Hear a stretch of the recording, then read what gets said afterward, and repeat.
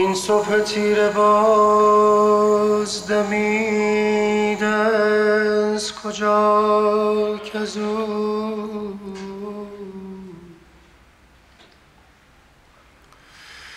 کار جهان و خلق جهان جمله در هم است. گویا طلوع می کند از مغرب آفتاب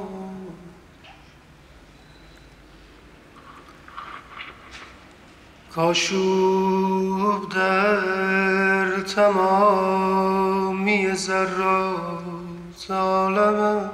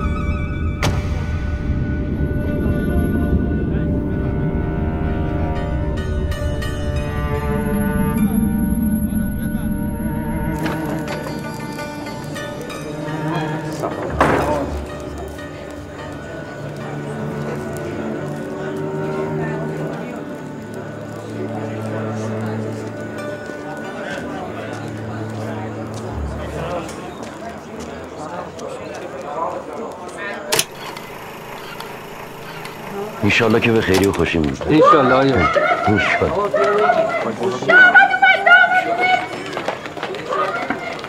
میرسم خدمت. سلام علیکم. سلام علیکم. سلام علیکم. بالاخره پوشیدی؟ اگه دستور شما نبود دست و دل خودم نمیرفت که بپوشم. میترسم هنوز زود باشه. دیرم هست. غلام رضا بابا. بله بابا. جلوی در باش.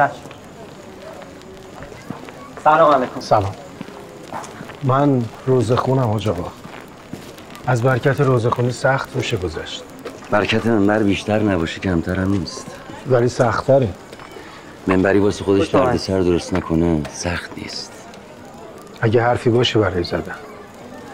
حرفی واسه زدن نداری کسی که چند روز دیگه درسش داره تموم میشه. سلام آقا. چطوری واسه؟ خوش اومدین. نقل حرفای کوچیک نیست. حرف بزرگ گوش بزرگ میخواد. مردم لنگ نجاست و طهارتن. حرف بزرگو برای کدوم گوش میخوای بگی؟ حاج آقا. به به. سلام علیکم. خوش آمدین. خوش آمدین. بفرمایید. قبلا تعریفشونو کرده بودم. پس هم لباسین؟ رسم خانوادگیه. خیلی خوشحالم میبینمتون آقای مسیح. اسم قشنگیه. مجلس عزاست یا عروسی؟ خبر کرده بودین لباس مشکی تن میکردن.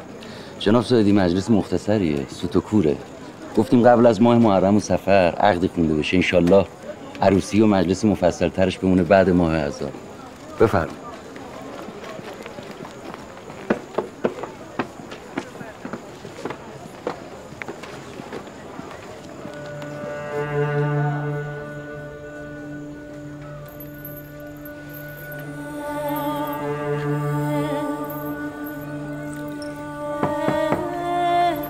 با اجازه.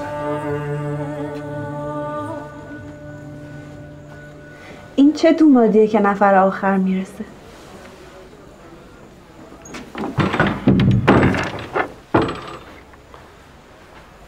بینه را گوشه چشم گرفت، به یه شاخه زخم برداشت.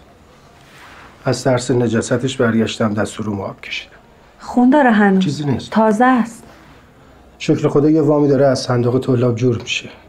تا وقت عروسی برسه یه خونه هم خریدم. چند دست لباس نو هم باید بخری. کت شلوارم که نداریم. به من که نمیاد. پوشیدین ببینین میاد یا نمیاد.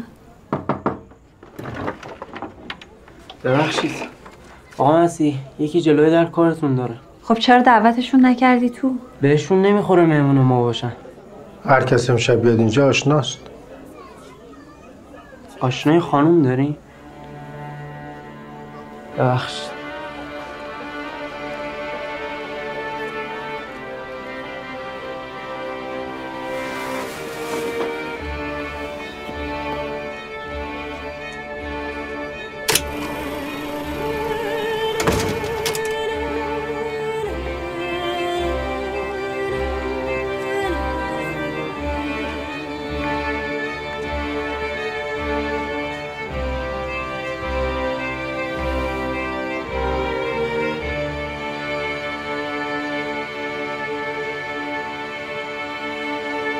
سلام.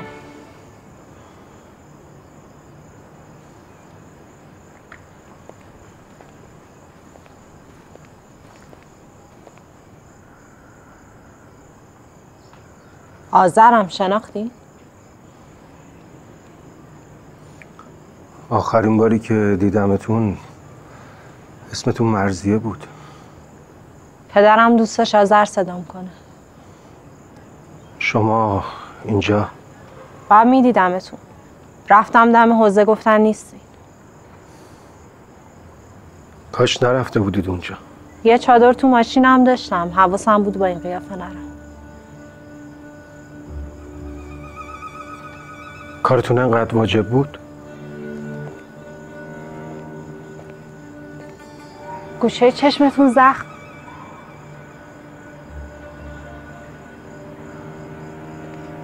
رنگتون پریده، صبر کنید براتون آب بیارم. انقدر همدیگر ندیدیم که یادت رفته به هم محرمیم دایی. واسه آب خوردن نیومدم. اومدم کمک بگیرم.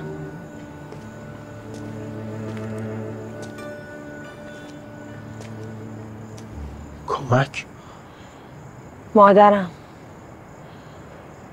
مادرمو گرفتن دایی. میگن یه نفر رو کشته، میخوان بکشنش بالای دار. کیو کشته؟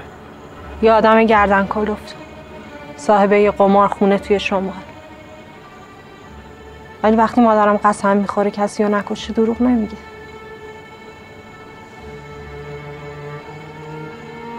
اگه واقعا بیگناه باشه بالاخره معلوم میشه. پس از هیچی خبر نداری؟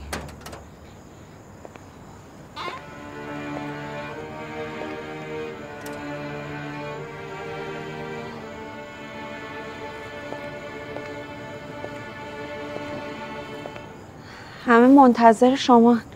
نمیایین تو؟ الان میام سامعی خانم. خیلی طول نمیکشه.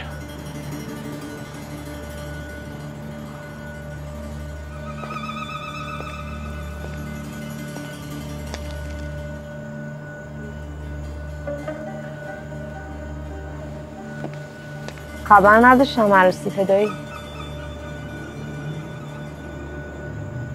مبارک باشه، دختر قشنگی.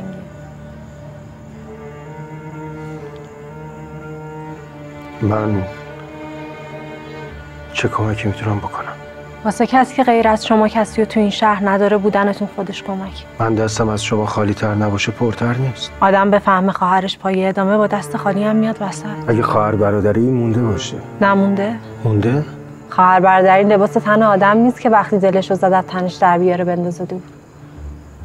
از همون بچگی هم دوست داشتی معلم بشی.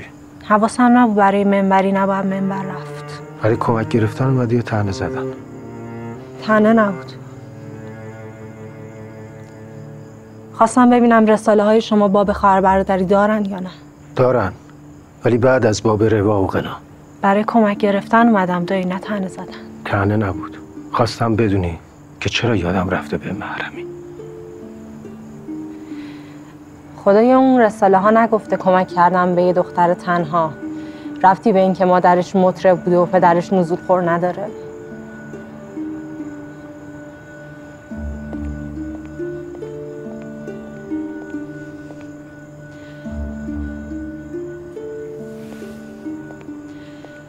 مادرم گفت نیام سراغت، گفت کاری نمی کنی.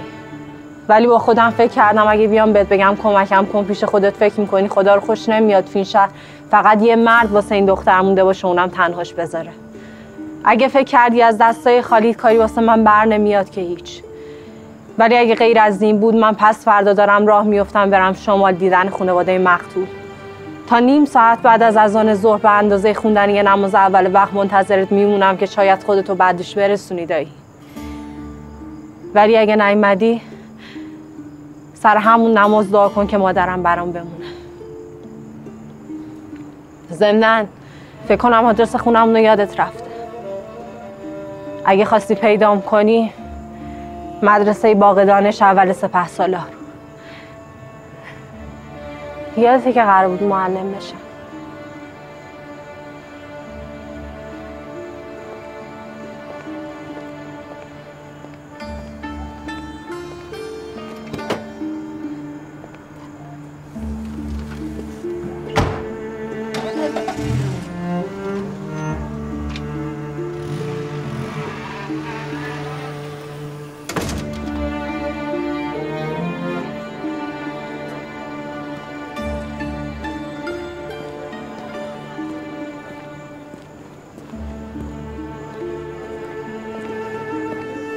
شبیه غریبه ها نبود. یه آشنای دور بود. اونقدر دور که نباید دعوتش میکردی تو. کمک میخواست. خونه‌ای که عروسی داره امید گداست. ولی به قیافش میخورد آدمی باشه که کمک میکنه، نه کسی که کمک میخواد. بین این همه مرد این خونه اومده از کسی کمک بگیره که پیرن 10 سال کار کردش و پوشیده واسه شب عقدش. سمیه بابا نمیای؟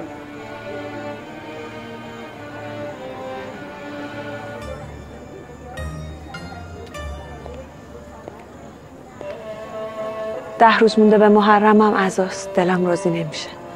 میخوام بازم صیغه موقت خونده بشه، عقد دائم بمونه برابر.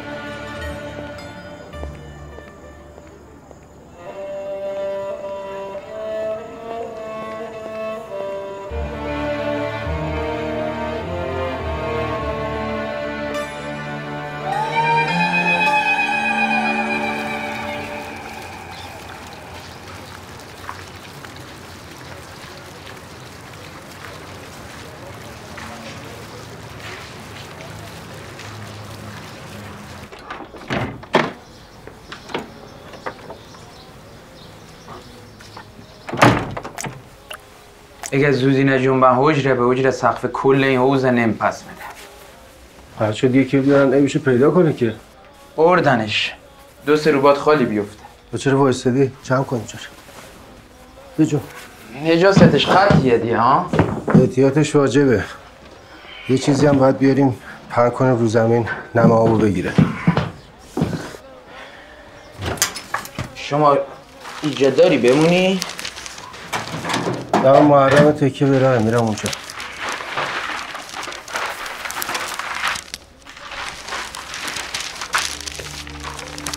روزنامه میخری حمید آقا؟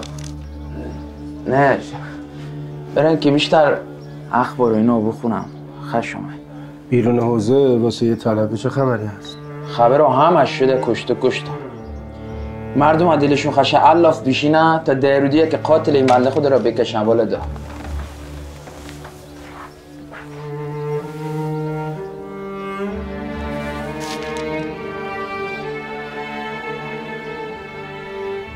ده روز دیگه اعدامش میکنن.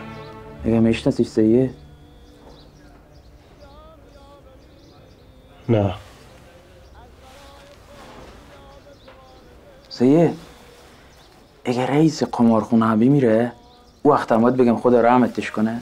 من سید نیستم حمید آقا، گفته بودم که روزخونه همشون سیدن. آقا سید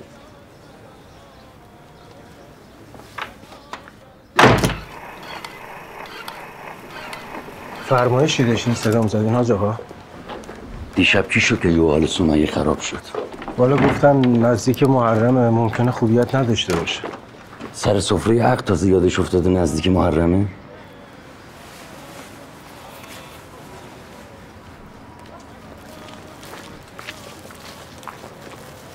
این خانومی که دیشب اومده بود دیدنتون همونی نیست که میگن اومده بود جلوی در حوزم دنبالتون میگشت؟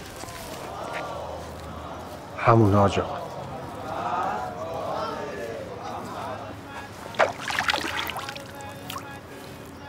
دختر یکی از آشناهاست، مادرشون زندان کمک میخواستن. شما زندانبانی یا مأمور شهربانی؟ بالاخره کسی که تنهاست برای کمک به همه رو میزنه حاج آقا. مواظب باش آقا مسیح، آینده این حوزه تویی.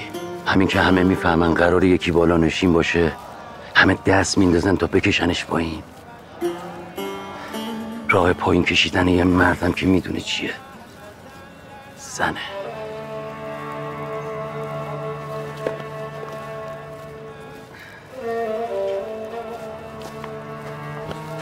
دنبال یه راهی بگردین، دل سمیه رو با خودتون صاف کنین قبل از اینکه دیر بشه. تخم شک و از دلش در بیارید، ریشه نده. التماس دعا.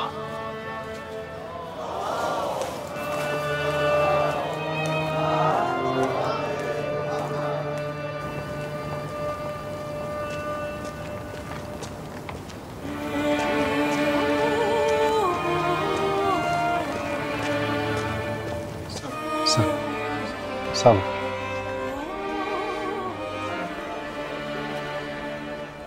مراقب باشی. بچه ها میخوان ظهر عاشورا خیمه آتیش بزنن. اینم کلید. زحمت شد. چه زحمتی؟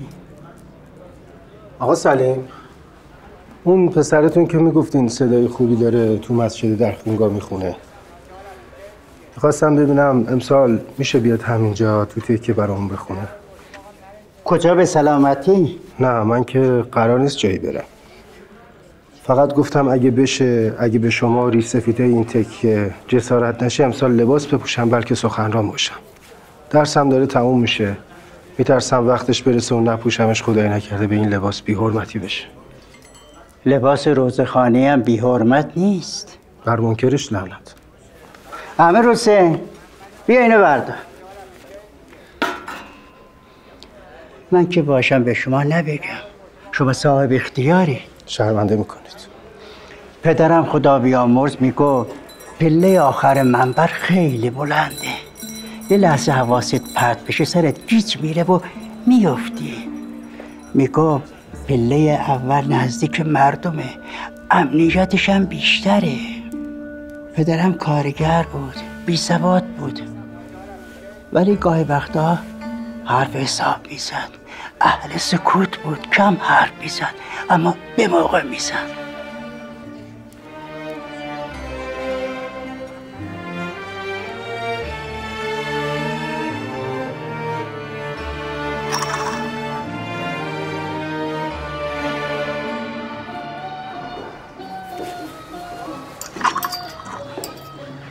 این یه هوا از قبلی بزرگتره. اینم اگه سرشونه‌هاش تنگ باشه باید پارچه بگیریم بدوزم براشون. حاج آقا ماشاءالله خوش قد و قواره هستن. همون اول که گوش شکستشون رو دیدم فهمیدم ورزشکارن. کشتی میگیرین؟ قبلا میگرفتم. بفرمایید.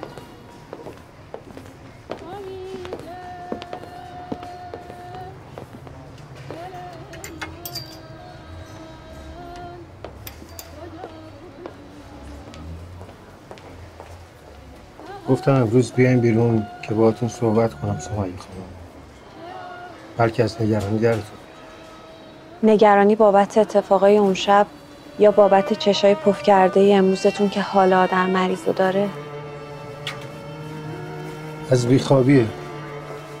بیخوابی مال کسیه که یه چیزی تو زندگیش به هم ریخته. چی به همتون ریخته آقا مسیح؟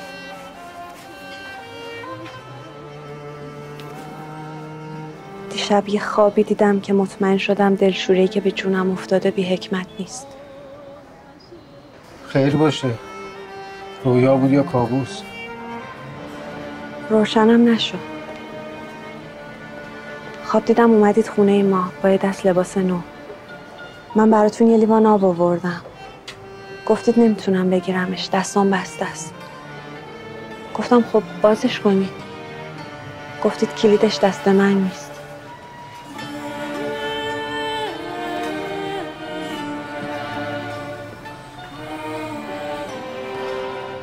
فقط دلم به این خوشی که میگن دست زنجیر شده تعبیرش بد نیست. اگه باز بشه.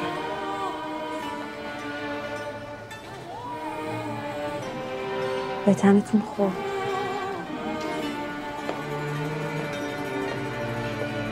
بنا گفتیم بیاد سقف حوزه تعمیر بشه، تو یکی از حجره ها روزنامه پیدا میشه، تو یکی از حجره ها کتاب قصه. آقایان گیریم اصلا همه خبرهای عالم رو هم فهمیدیم، کدامش به درد توی طلبه میخوره؟ اصلا اون قدیما اینطوری نبود، ما حواسمون همش به کتاب و درس بود. به والله پشت این دیوارا هیچ اتفاقی نمیفته و هیچ خبری نیست. اگه آقایون کسی شب نصف شب بیخوابی به سرش زد بگه من شخصا بیام براش قصه تعریف کنم، نیازی هم به کتاب قصه نیست. بیام من قصه های خوب زیاد بلدم.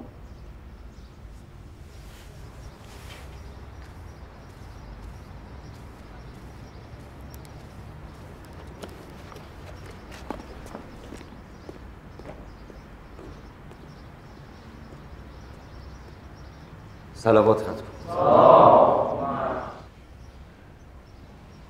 الله اکبر.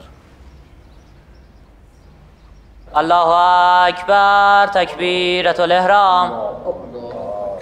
اعوذ بالله من الشیطان الرجیم. بسم الله الرحمن الرحیم.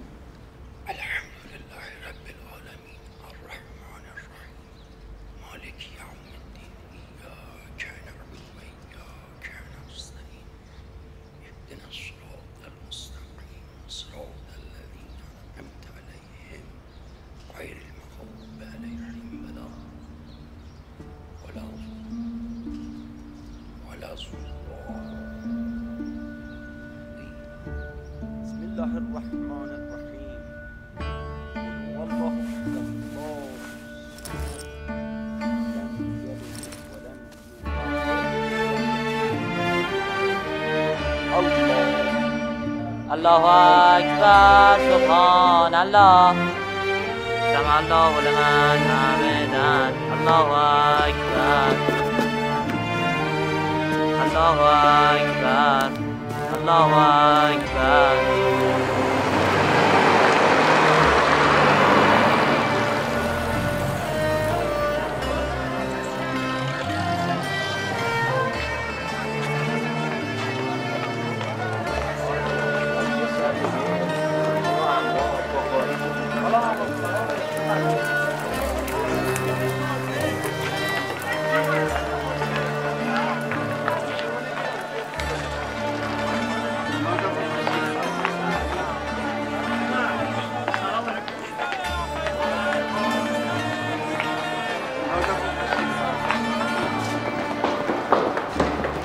سلام آذر جان. سلام عزیزم، خوبی؟ ممنونم.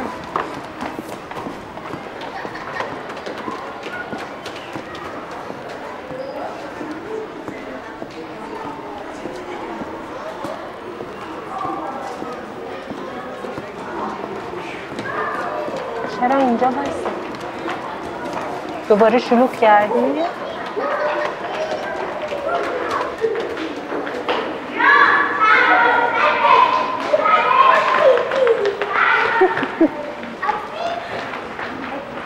برو سر کلاسه، منم الان میام. برو خود.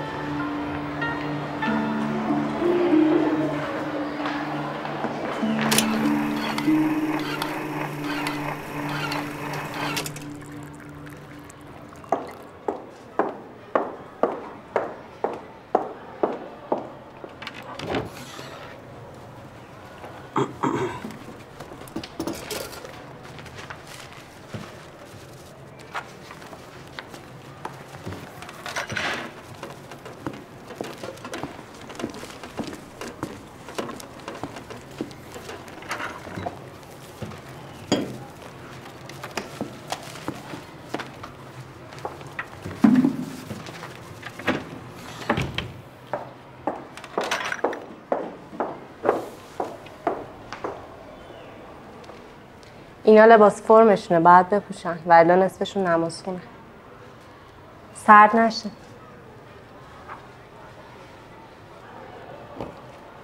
وقتی دیدمتون یهو دلم گرم شد. ممنون که اومدین دایی.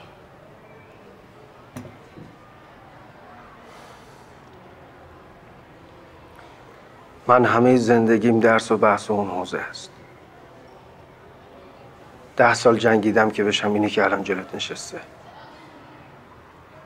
نمیگم نگران مادرت نیستم، هستم، نتونستم بهش فکر نکنم. ولی از من جز این که بیام خانواده مقتول رو ببینم 2 تا قسمایی براشون بیارم بخوام که رضایت بدن کار دیگه‌ای بر نمیاد. بیشتر از این ازم نخواه.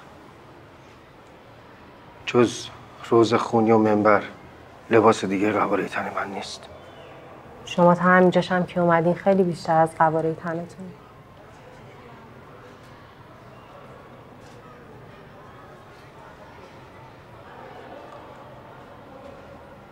این کسی که میگن ثریا کشته کیه؟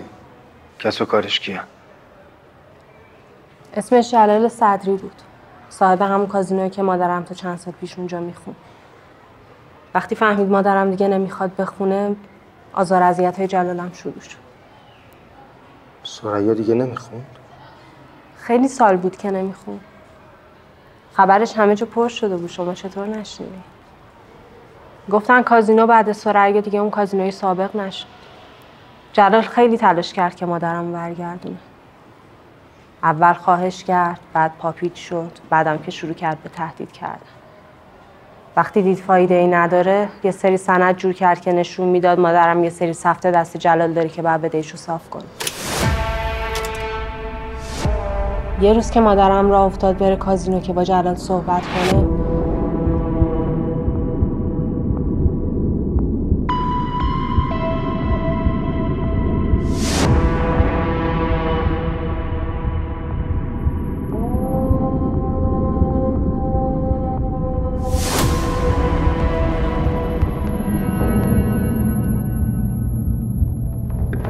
جنازه جلال رو توی اتاقش پیدا کرد.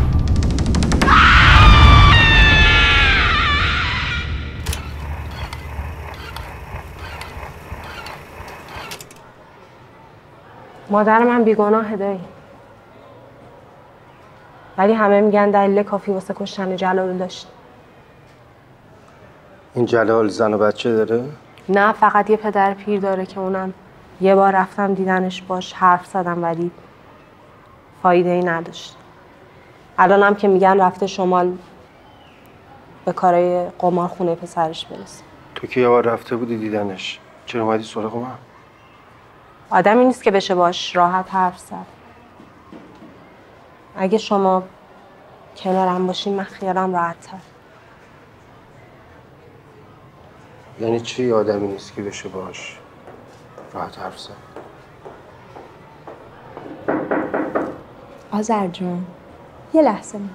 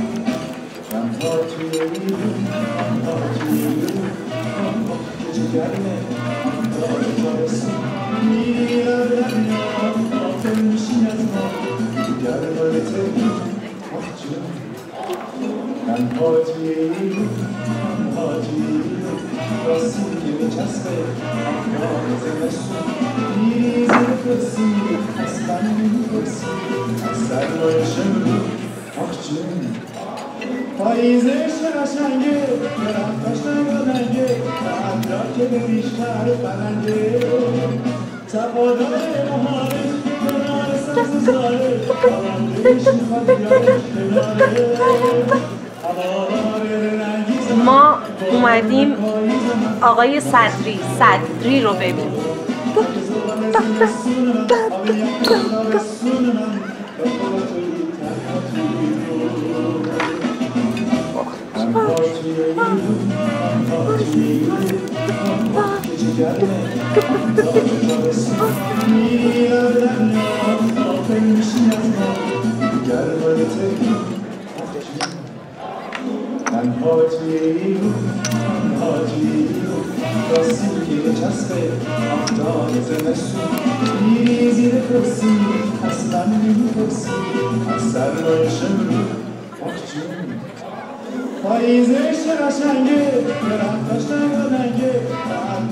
ببرشون بالا دفتر من.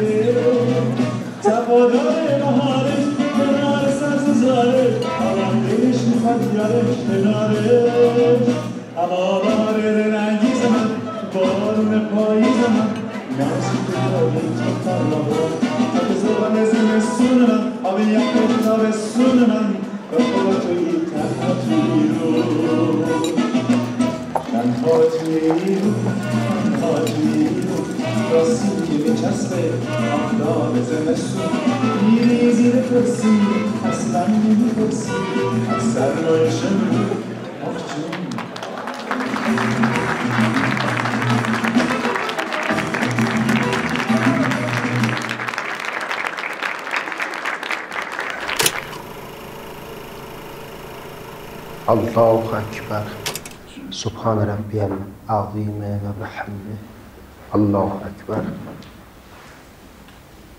سبحان ربی الاعلی و بحمده سبحان الله اکبر سبحان ربی الاعلی و بحمده سبحان الله اکبر الحمد لله اشهد ان لا اله الا الله وحده لا شریک له واشهد ان محمدا عبده و رسوله اللهم صل علی محمد و آل محمد السلام علیک ایها النبی و رحمت الله و برکاته السلام علینا و علی عباد الله الصالحین السلام علیکم و رحمت الله و برکاته الله اکبر.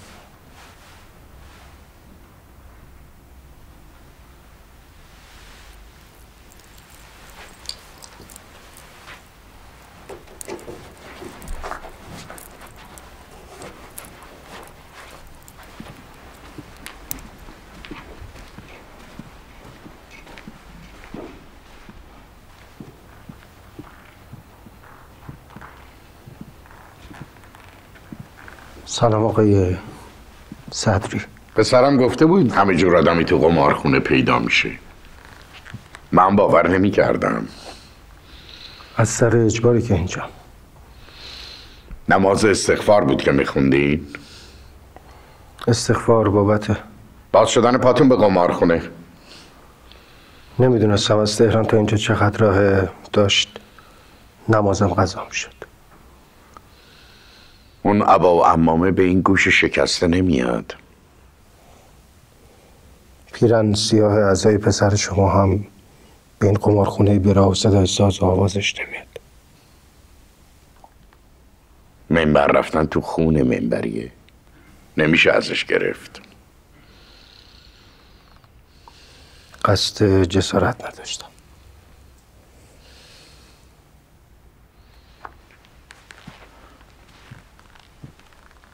قمارخونه اختیارش دست صاحبش نیست. وقتی پا گرفت دیگه نمیشه درشو بست.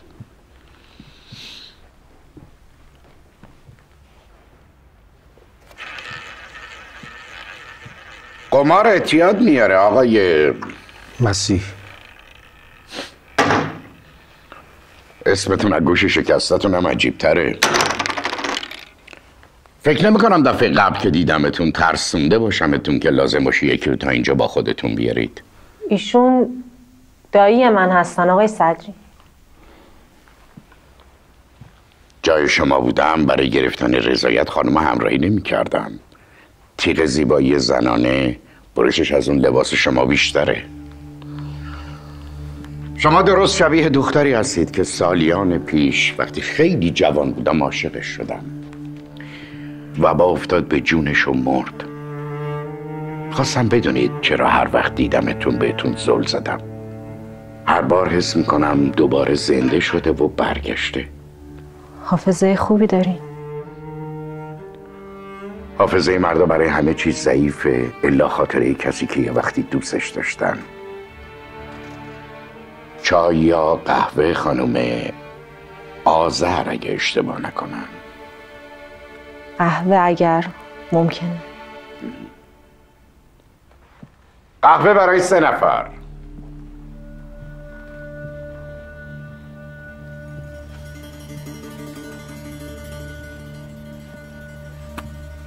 ما قصد مزاحمت نداریم آقای صدری.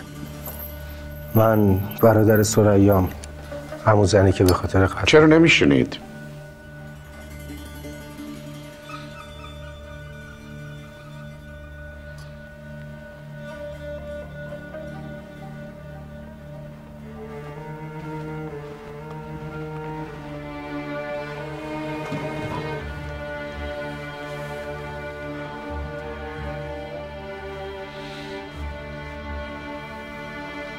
تا حالا ندیده بودمتون آقای مسیح.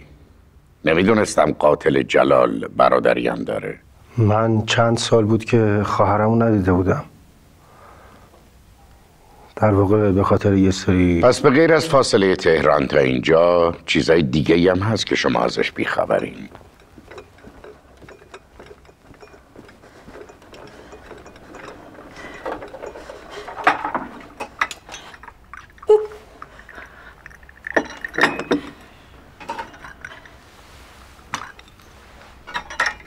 اساستو جمع کن، باید برگردیم تهران. مراسم جلال نزدیکه، فهمیدی؟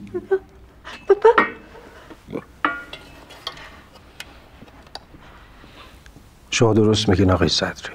من خیلی سال غیر از حوزه‌ای که توش درس میخونم جایی نرفتم و سرم تو لک خودم بوده.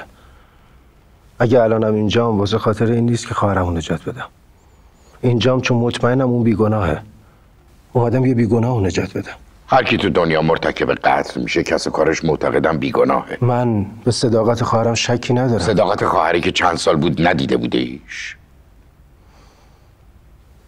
قصاص خواهرم حق شماست. خوبه، پس خداتون یه وقتایی هم به ما حق میده. همون خدا هم میگه که از قصاص بگذرید. که برم بهشت؟ من خیلی وقت ترسم از جهنم ریخته. فقط خدا از بهشت و جهنم آدمو با خبره. تو تمام سالایی که منو پسرم قمار میکردیم تو سر نمازت بودی یا شیخ؟ از خداتون نپرسیدین چی شده که حالا محتاجی قمارباز پیر شدین؟ اگه خواهرم واقعا بیگناه باشه حتما یه راهی براش باز میشه. اینجا چی کار میکنید؟ به جای من میرفتید به پای خداتون میافتادین زودتر به نتیجه نمیرسیدین؟ خدا برای هر کاری یه راهی پیدا میکنه. حتی وسط قمار اگه لازم باشه. خوب شد جای کشتی گرفتن اون لباس تنت کردی. موعظه خیلی بهت میاد. قهوه تو این هوا خیلی زود سرد میشه.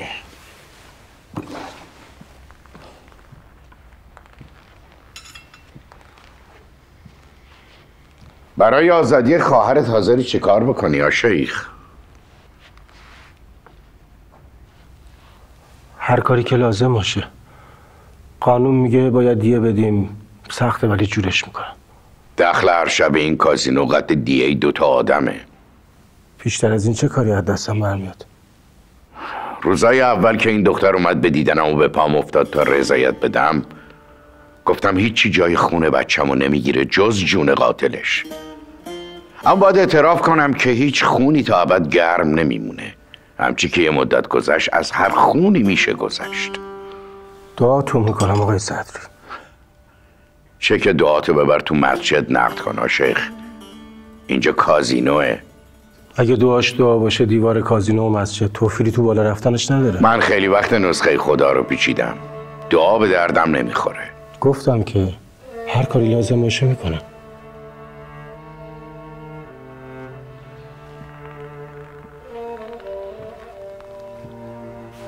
خانم آذر، خبر داشتین جلال پسرم تو آخرین روزای عمر شما را از مادرتون خواستگاری کرده؟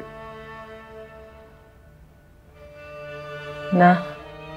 اگه زنده بشه و دوباره ازتون خواستگاری کنه بهش جواب مثبت میدین؟ اگه اینجوری میتونستم مادرم رو دوباره ببینم شاید. برای دوباره دیدن مادرتون دیگه حاضرید چه کارایی بکنید؟ متوجه منظورتون نمیشم. جلال چشمش از همه چی تو این دنیا سیر بود، دنبال هیچ چی نبود جز شما. من خودم یه موقع عاشقی دختر بودم که از دستش دادم. خوب میفهمم از دست دادن یه عشق یعنی چی. این حرفای شما چه معنی میده آقای صدری؟ بی هوا تو حرف دیگران نپرا شیخ.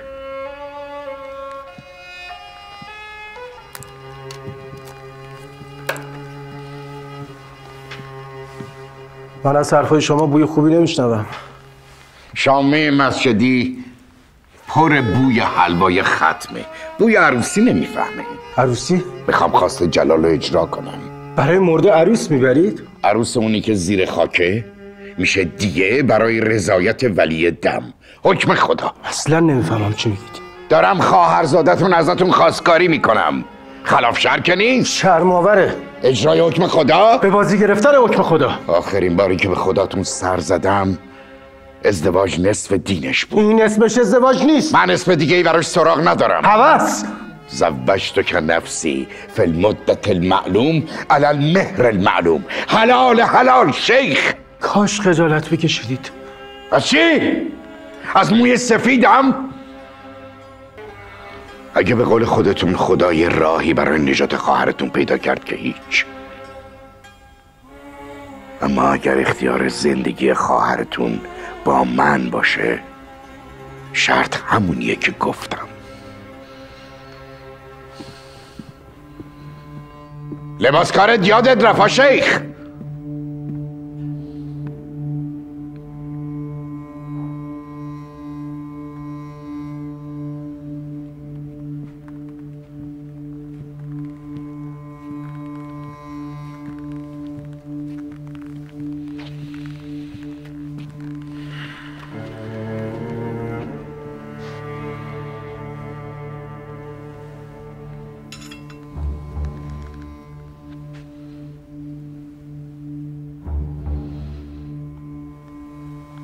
پس رنگ لباتون از سرخاب و سفیداب نیست.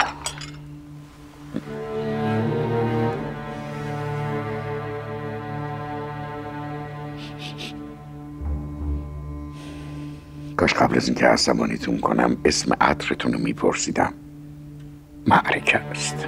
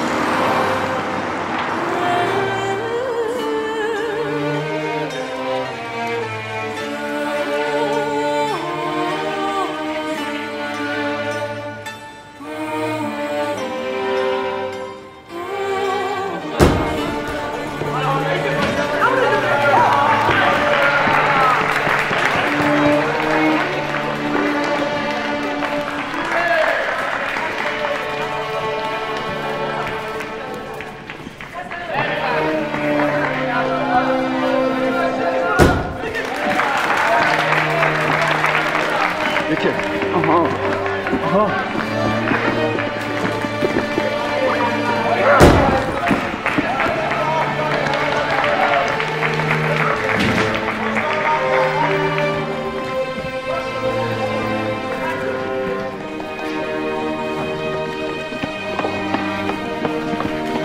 باشو ببینم خستگی نداریم ها. بلند شو کم نیاد. باشو سرچاق شو. دیدمت گفتم حوض کردی بیای رو تو شهر. بکنم اصلا دیگه یادم رفته. آدمیزاد هیچ وقت چیزی که یه موقعی عاشقش بوده رو یادش نمیره. قرار بود من منبری بشم تو کشتی بگیری. جا عوض کردیم. از اولش هم منبر و کشتی با هم میشد. تو سختش کردی.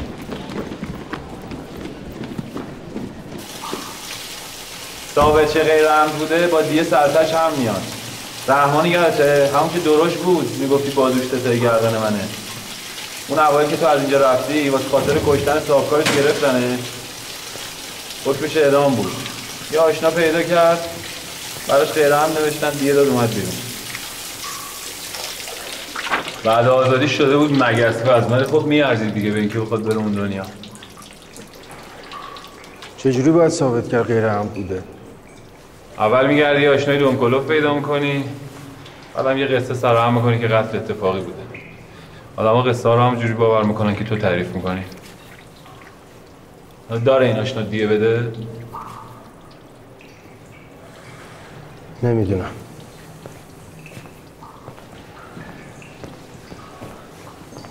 تو یه هفته اینجا کشتی بگیرید یه این اسم تلفن در میاد. از کی تا حالا به هر کی کشته میگیره تو باشگاه پول میدی؟ من نمیدم، خودشون میبندن.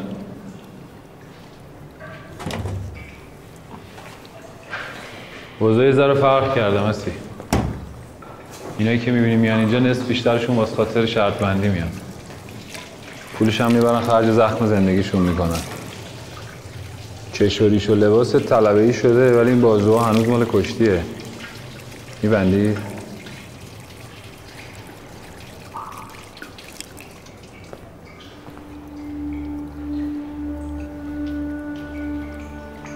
خانواده طرف چشونه دیگه نمیخوان. چی خواستن؟ فکر کن یه دختر. قضیه ناموسیه. بی ناموسیه. خب برم سراغش.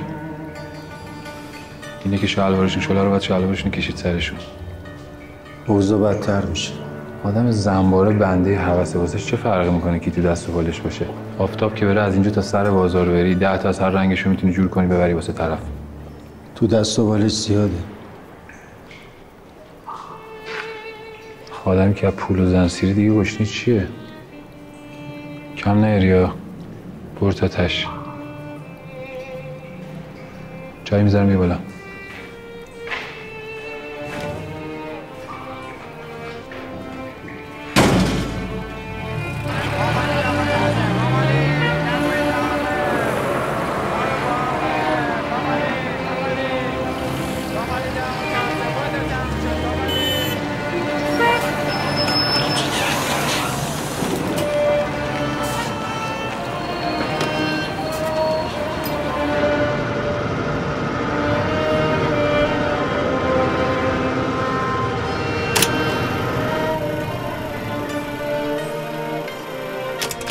بنویسید وام صندوق طلاب دریافت شد. اسم امضا.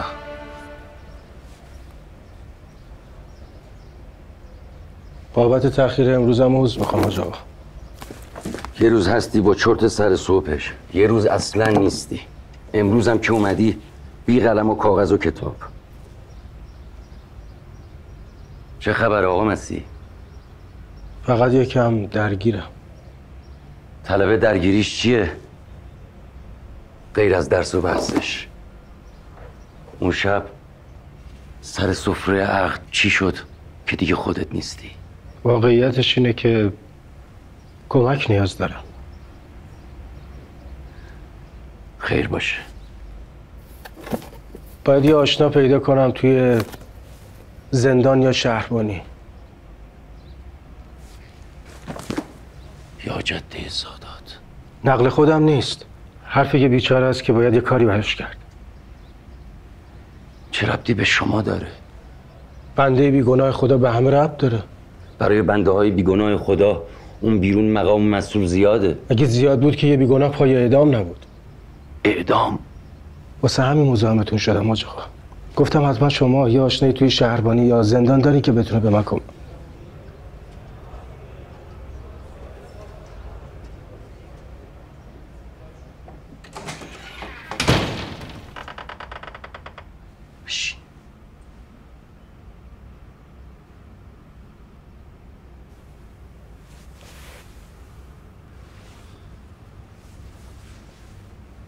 کارت چیه؟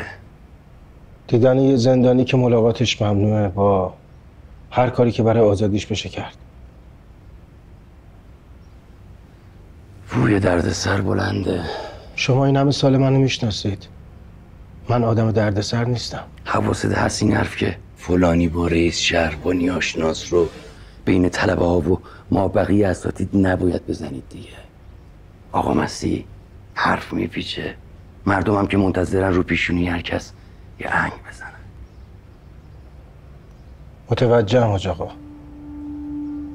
خدا از بزرگی کمتون نکنه.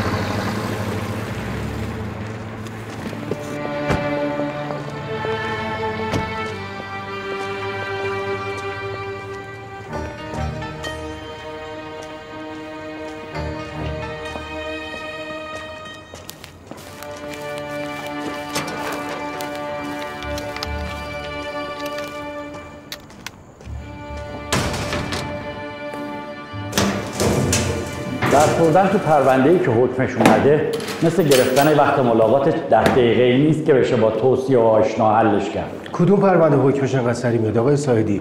اعدامه. گلابگیری نیست که عجله میکنم فصلش نگذره. سرعت اجرای حکم به کلفتی دو مقتول بستگی داره. شما از این چیزا خبر نداری.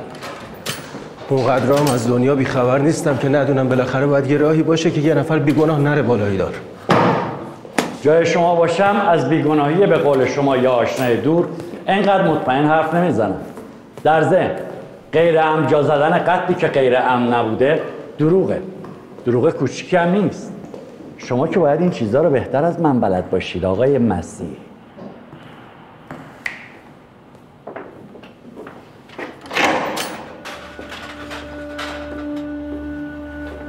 حواستون باشه نه با کسی حرف بزنید نه به سوال کسی جواب بدید.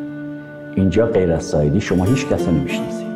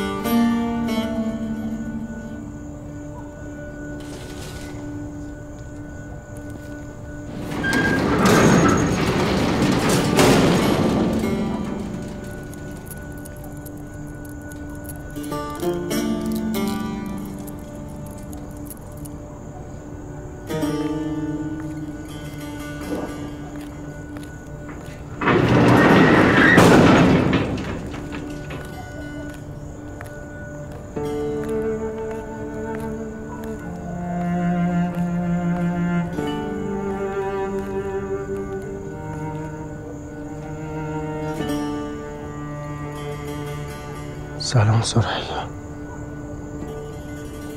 سلام.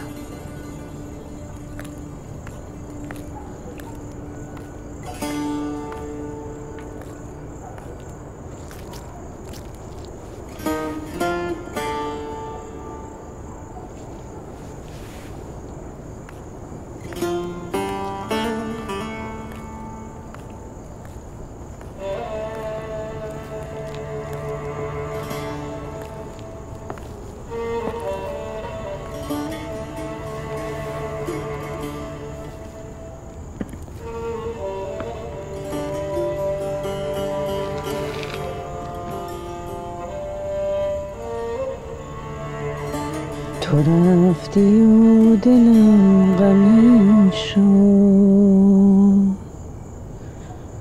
قرین آه آتشین شد، از آن شبی که برنگشتی، جهان که شادی آفرین بود، به چشم من غم آفرین شد، از آن شبی که برنگشتی.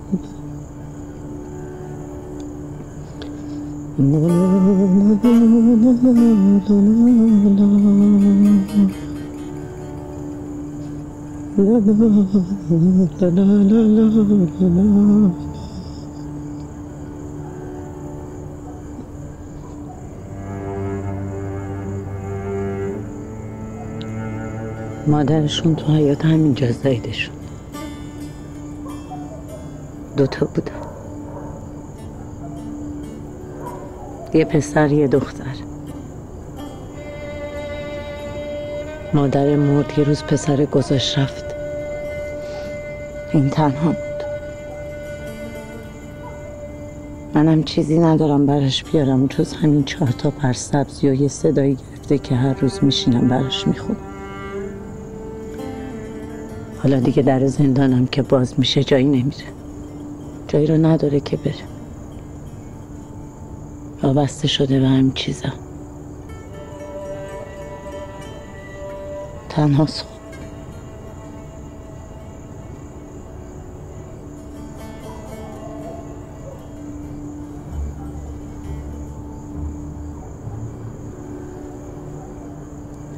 شنیده بودی صدامو؟ نه نشنیده بودی. فکر کنم تنها مردی که صدای منو نشنیده تویی. خوب بود صدام؟ آره خوب بود. دیدی بهت گفتم صدام خوبه.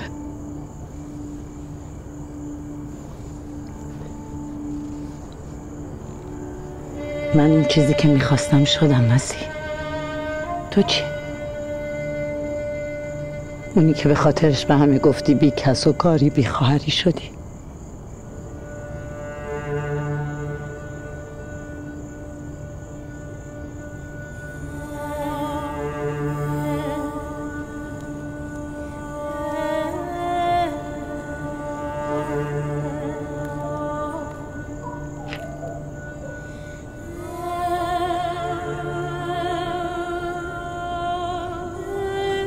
فکر میکردم گرد و خاکه، ولی چند تا تار موی سفید داری.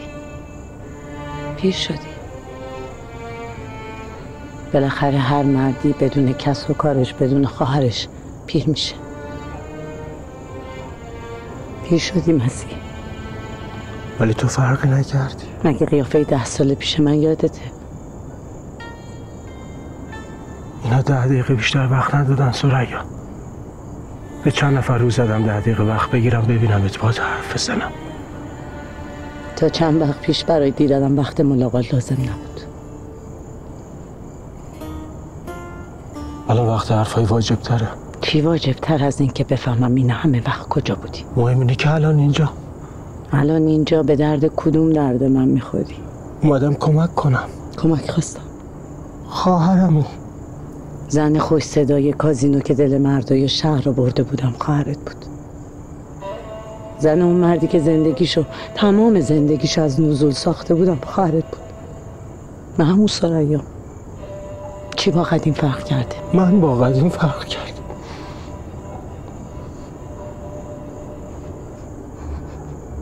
دیره. اومدم نذارم دیر بشه.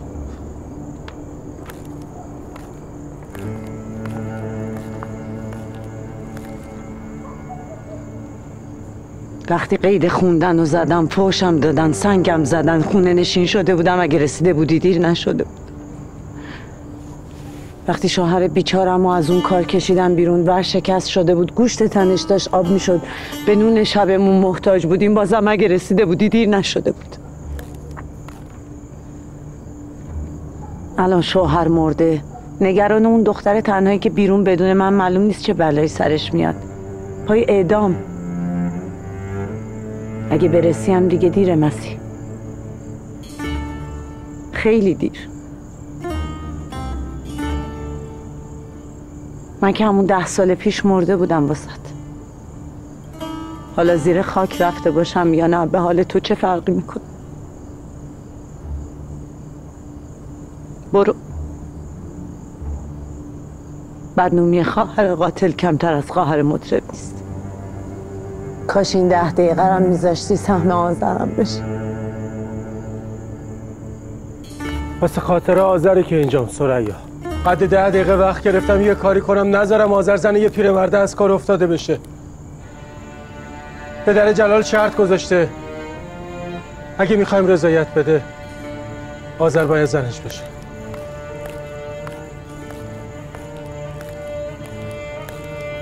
چی گفته بهت صدری؟ میگه جلال قبل از مرگش آذر ازت خواستگاری کرده. الان میخواد خواسته پسرش اجرا بشه. یه چیزی بهم بگو، یه چیزی بهم بده دستم پر باشه بتونم یه کاری بکنم. وقتی از کازینو اومدی بیرون، وقتی جلال اومد سراغت، چی ازت خواست؟ چی بهت گفت؟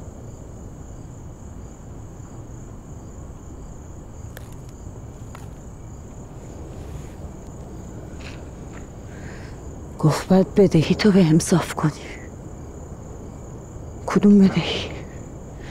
دروغ میگفت.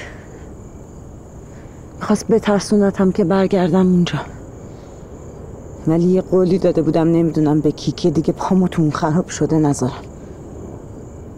افتادم دنبال پول جور کردن، ولی سر تا پای زندگی من نصف پولی که جلال میخواست نمیشد. وقتی فهمید واسه صاف کردن بدهی افتادم دنبال پولی ها عوض شد. افتاد به انتقام گرفتن، انگار یه جوری میخواست کینه دلش رو از من خالی کنه. قبل از اینکه ازم شکایت کنه اومد پیشم بهم گفت جای بدهی آذر رو بهم بده. پشتم لرزید. گفتم دست از آذر بردار. گفت نمیتونم. قبول نکرد. گفت چشم پیش آذر گیر کرده.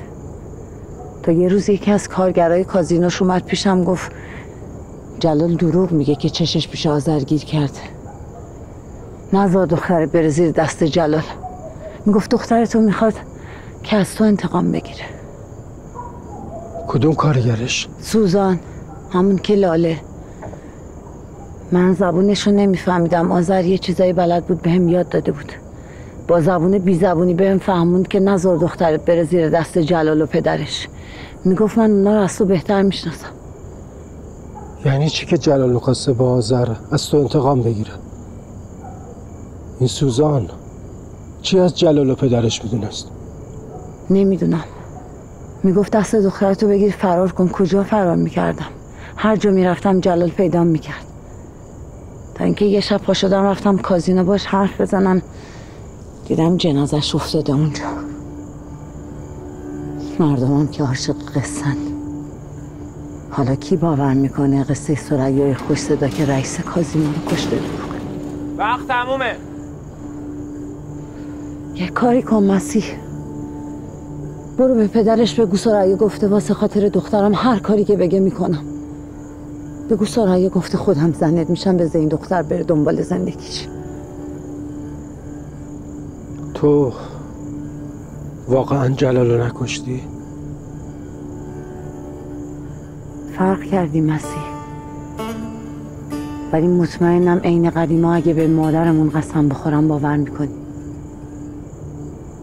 قسمی که مهمترین قسم زندگیت بوده که فرق نکرده کرده.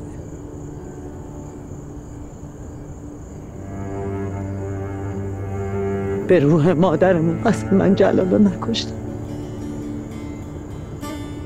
میدونم که باور میکنی. باور میکنی نه؟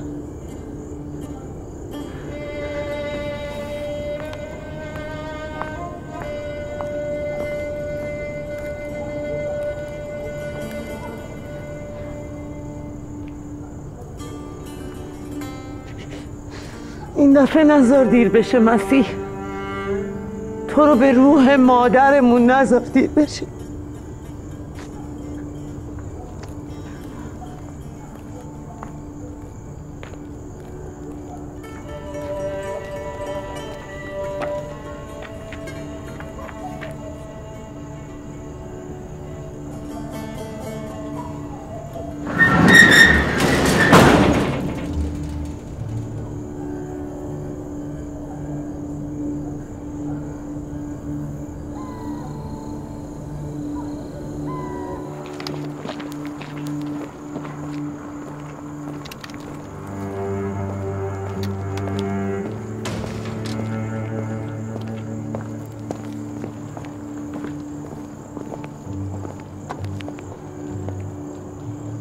درست میشه دی.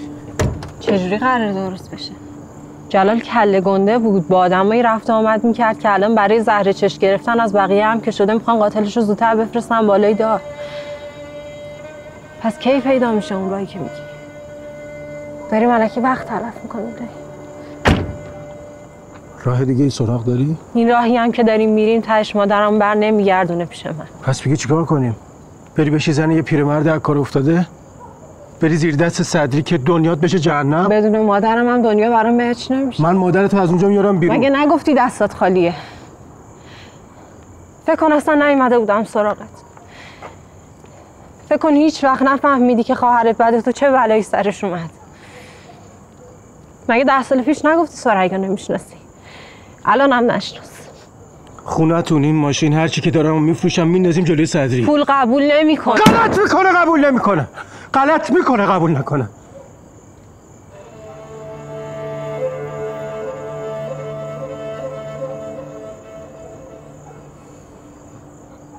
سند خونه که گروه. ماشینم میذارم توی حیاط خونه. هر وقت خواستی بیا ببر بفروشش اگه فکر میکنی اینجور چیزی درست میشه.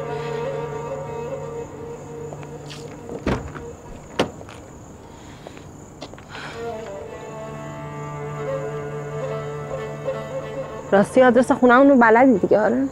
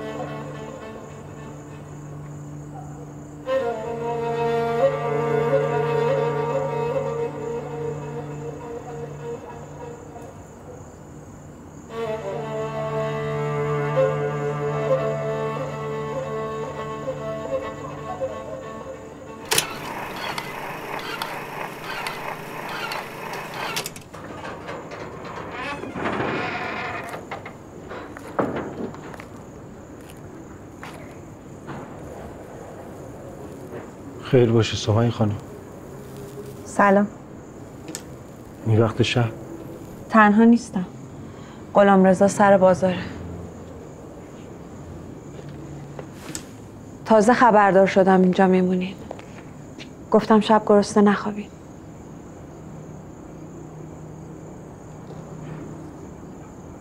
من برم.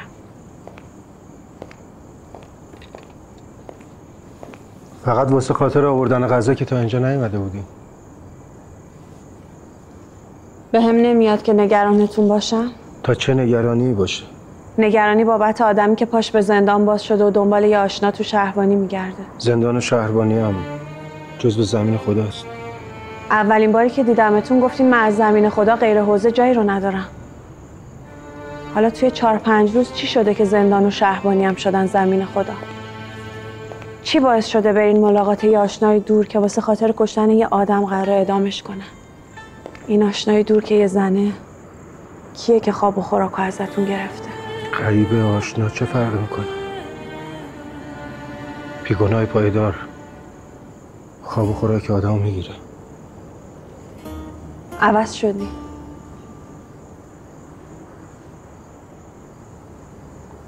الان بیشتر خودمم. مطمئنین بیگناهه؟ مطمئنم. پس قانون چی میشه؟ قانون دل بخواه اونی حکم میده که تیغش تیزتره گردنش کلفتر. فردا روز که قانون عوض شد کی نشه مرده منو از زیر خاک میکشه بیرون؟ نمیشه که هر کی به قانون خوده. میشه اگه راهی نباشه. قانون شما چی میگه؟ قانون من میگه اون زن بیگناه، روشم قسم میخورم به روح مادرم. اون زن؟ یعنی خواهرتون؟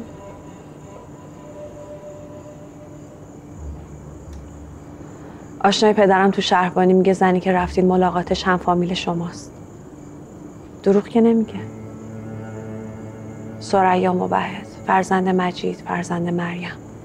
عین مسیح موحد، فرزند مجید، فرزند مریم. غیر از قضا اومدم بگم محرم که به اندازه گفتن یه راز ازش مطمئن نیستین نامحرمه. اومدم بگم حساب من از پدرم سواست. من طرف کسیم که به خاطر یه آدم بیگناه تو قانون خودش که پای اعدامه از بیخوابی زیر چشاش گد افتاده. دعا کنید. کی نکردم؟ نه دعای همیشگی. این چه بلاییه که دعای مخصوص میخواد؟ چرا با هم حرف نمیزنی؟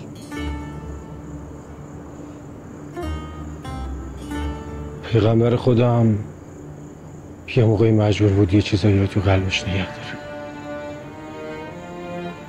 پس منتظر میمونم تا از غارتون پیامبر برگرده.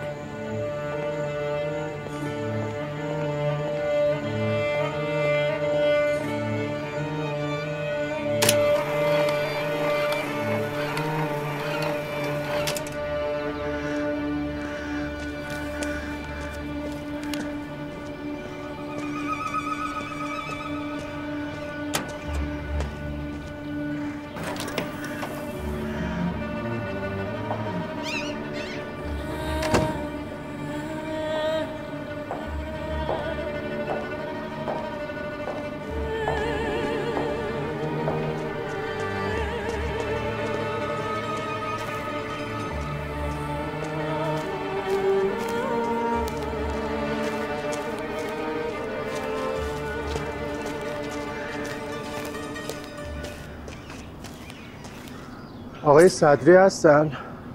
برگشتن تهران؟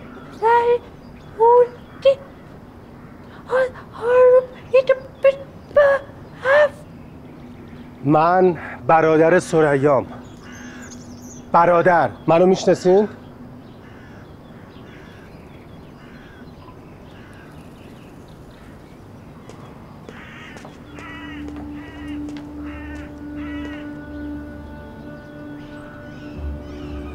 تو چی از صدری میدونی؟ چی ازش میدونی که به خواهرم گفتی دخترشو برداره و فرار کنه؟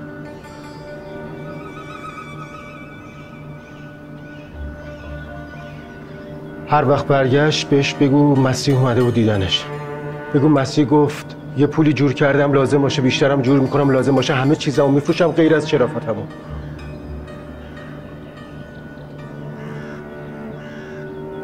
چی دارم بهت بگم وقتی نمیفهمی؟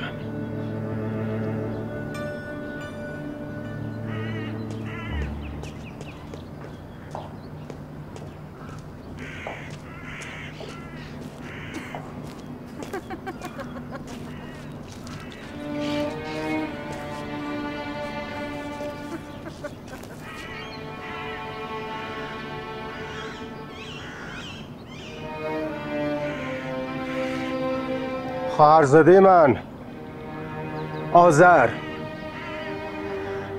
اینجا که نیومده.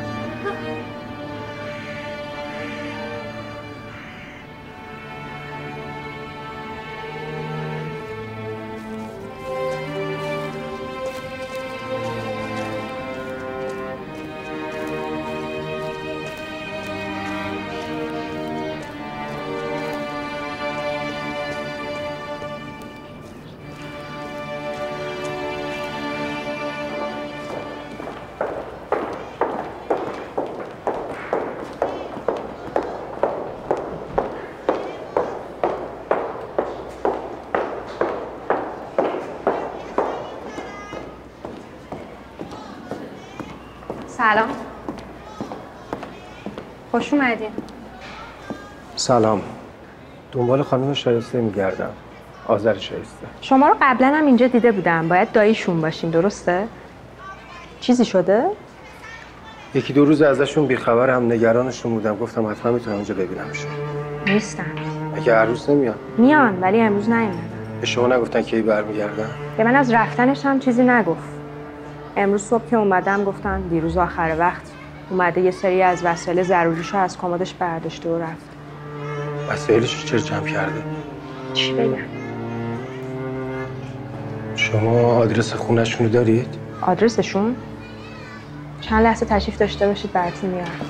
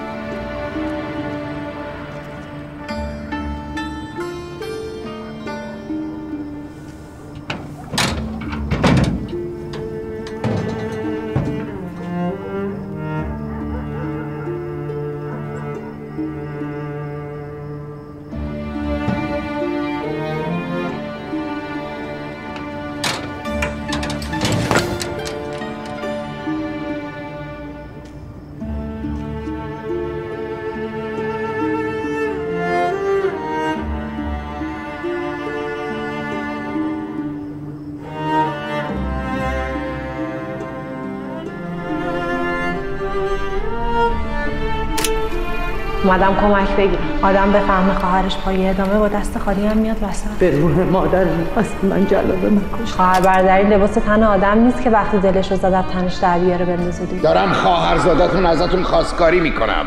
حکم خدا. خدایا اون رساله ها نگفته کمک کردم به یه دختر تنها. رفتی به اینکه مادرش مطرب بوده و پدرش نزول خور نداره. یه کاری کن مسیح. تو رو به روح مادرمون نذاشتی بشه.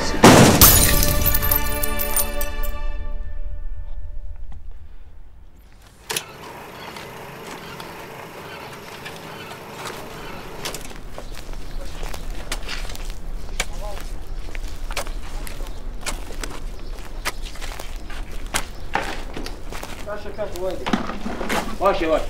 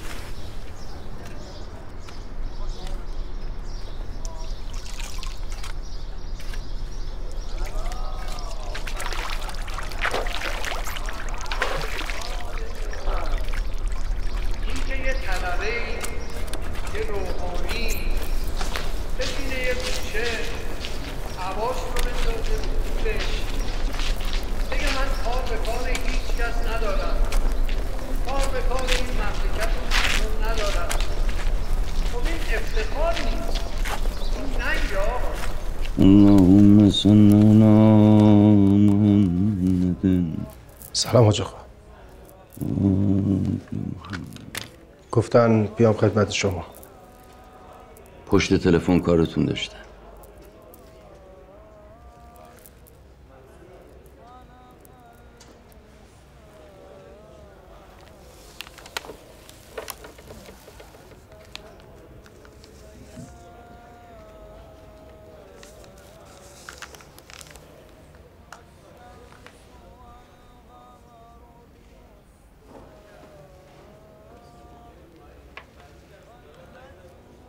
کسی پشت خط نیست.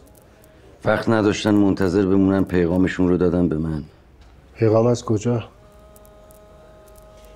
زندان.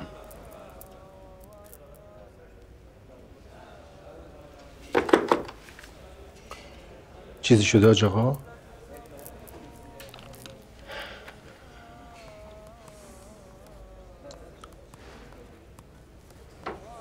پس اشتباه فکر نکردم که عوض شدین. قبلا بدون اجازه رفتن بیرون از اتاق رو بیادبی میدونستیم.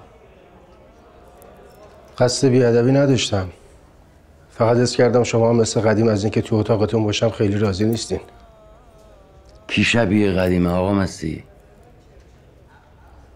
من برای کنایه فهمیدن زیادی جوونم حاج آقا. منم برای کنایه زدن زیادی پیر. منظورم روشنه.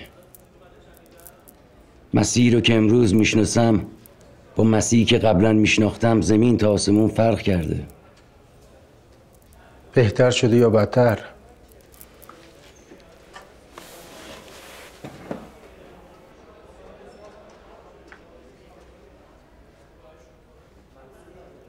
ترسناک شده. واسه خاطر اینکه خواهری داشته که همیشه پنهونش کرده؟ واسه خاطر اینکه خبر خواهرتون ورد زبون مردم شده و تیتر روزنامه. نتونستم ولش کنم به امون خدا. فکر دختر تنهاشو کردم. منم فکر آینده دخترمو میکنم. آینده دخترتون یا آینده خودتون؟ برای کنایه زدن زیادی هم جوون نیستین. نمیخواستم جسارت کنم حاج آقا، ولی میخوام بدونم خبر اول روزنامه شدن جز گناههای کبیره است یا صغیره که اینقدر از عقوبتش ترسیدین؟ ترسم از بدنامیه. خواهر دومادتون که بعد شما وارث این حوزه است، اگه هم گناهی کرده باشه پای شما نمینویسن. در دهن لیچارگوی مردم هم نمیشه بس که میخندن میگن خوش صدای این داماد توی خانواده‌شون ارثیه. منم یه عمر از بدنامی ترسیدم، ولی تهش درس اون رسید به اونجا که گفتن در بخشش خدا همیشه بازه.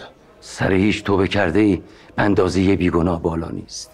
کاش منم به اندازه شما از گناهکاری و بیگناهی آدما همینقدر مطمئن بودم. آقا مسیح، این حرف خیلی بزرگیه. منم اهل حرفای بزرگ نیستم. من که خیلی زرنگ باشم با آینده حوزم فکر میکنم که دست نااهلش نیفته و آینده دخترم که صیغه شک دارش عقد دائم نشه. این حرف شماست یا حرف سمیه خانوم؟ حرف دختر، حرف پدره. جسارته، ولی من منتظر میمونم تا اینو از خودشون بشنوم. نمیخوای بدونید از زندان چه پیغامی براتون فرستادن؟ آقای سایدی گفتن بهتون خبر بدم که شاکی خواهرتون تصمیم گرفته رضایت بده.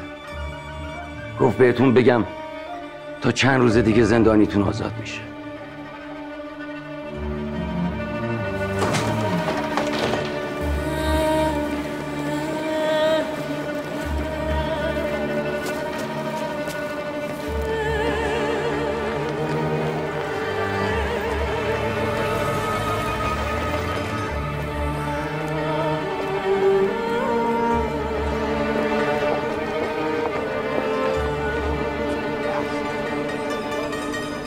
آقای صدری، آذر کجاست؟ گفتم آذر کجاست؟ کجاست آذر؟ آذر کجاست؟ بلم کنید! بیا اینجا! بی شرف! بیا اینجا! ولش کنید! ولش کنید! دعوا خانوادگیه. یه جلو ببینم چی میگی. ما یه جورایی با هم فامیلیم.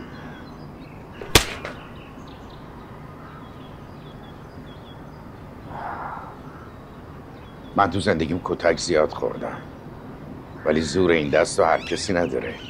بهتر نبود همون کشتگیر میموندی و حوزه علمیه نمیرفتی؟ کجاست؟ جایی نیست که اختیارش دست خودش نباشه. زندت نمیذارم. چرا؟ چون نمیخوام بگم زن عقدی و شرعیم کجاست. عجله کردی ها شیخ. عقدنامه‌اش رو تاپچه هست، نشونت میدادم. گفتم کجاست؟ تو قانون و شرع هیچ جاش ننوشته که برای ازدواج با یه دختر بعد از داییش اجازه گرفت، وگرنه حتما ازت اجازه میگرفتن. ضمن اینکه خودش نمیخواد تو بدونی کجاست. و الا من اهل پنهانکاری نیستم، به خصوص در برابر آقای شیخ که میدونم سر پل سرات برام عقوبت داره.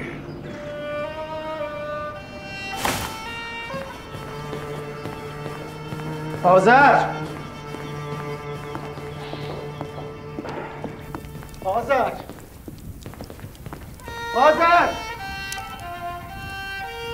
آذر!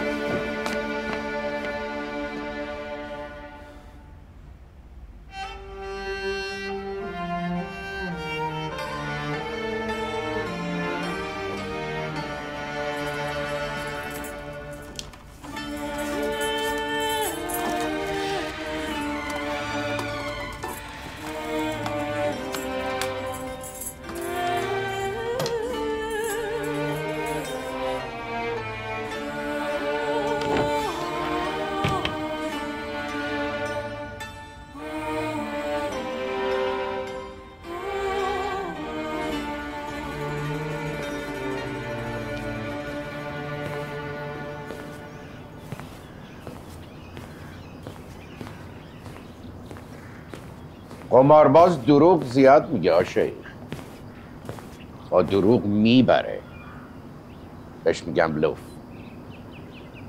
اما به رسم فامیل بودن برای نبودن خواهرزادت به دروغ نگفتم. بمون برای شب و شام.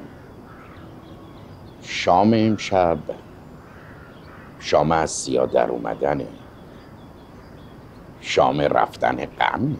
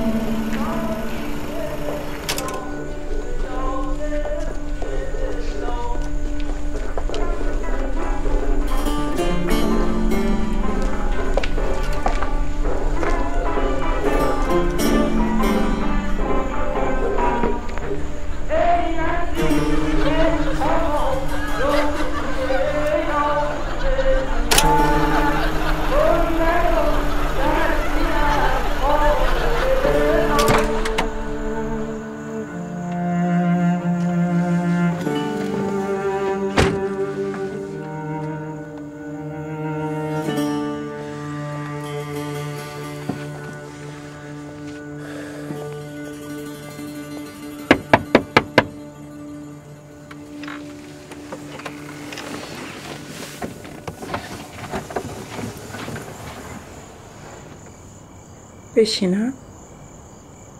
مسافرکش نیستم. پس چرا اینجا وایسادی؟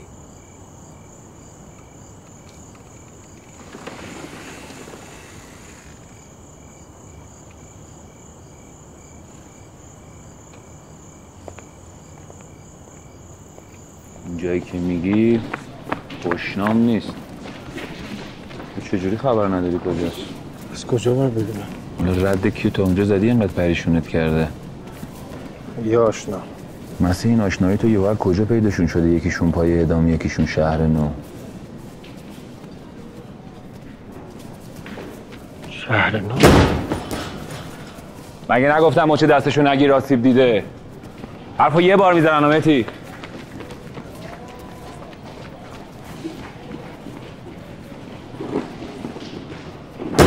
حالا هر کم تو اون محل رفت آمد کردن نمیتونه بذاره بسه میگه طرف. هر محله 4 تا آبر سادم داره دیگه بالاخره. سرد نکردن هر رخیم. باید یه نفر رو تو شهربانی پیدا کنم شکایت بنویسم. امید آخرمه. فکر کردم اینجا رو ول کردی، این همه سال رفتی تو اون مدرسه که یادت بدن امید آخرت به یکی دیگه باشه، نه شهربانی چیه.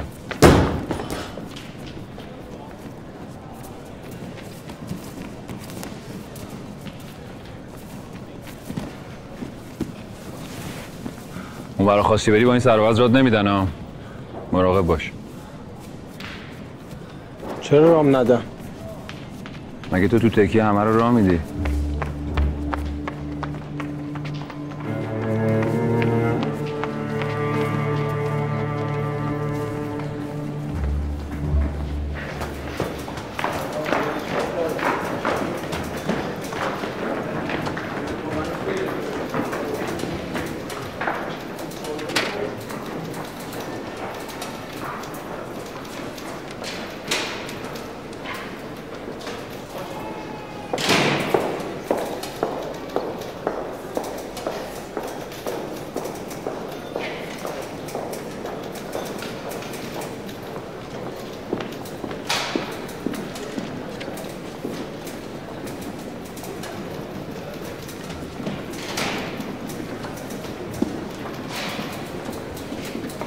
یوسفه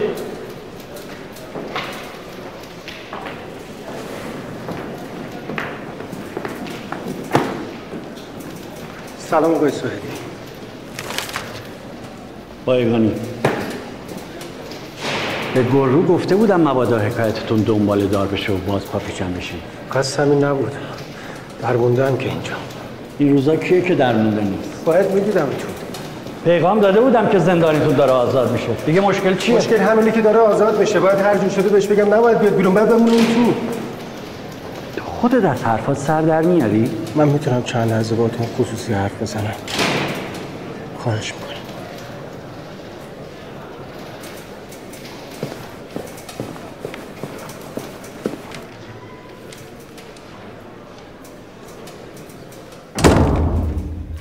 این که 2 تا دختر از خونه اون پیرمرد بیان بیرون، ته مسیرشون هم برسه به محله‌ای که از نظر شما خوشنام نیست، چه دخلی به خواهرزاده شما داره؟ ته مسیر اون دخترها هم میرسه به شهر نو. اینا کنار هم چه معنی میده آقای سایدی؟ معنیش چیه؟ یه پیرمرد دختر جور کن؟ جور نیست؟ نه تا وقتی اون دخترها با پای خودشون میرن. اگه برای یکی از نزدیکای خودتون هم این اتفاق افتاده بود همین حرفا میزدین؟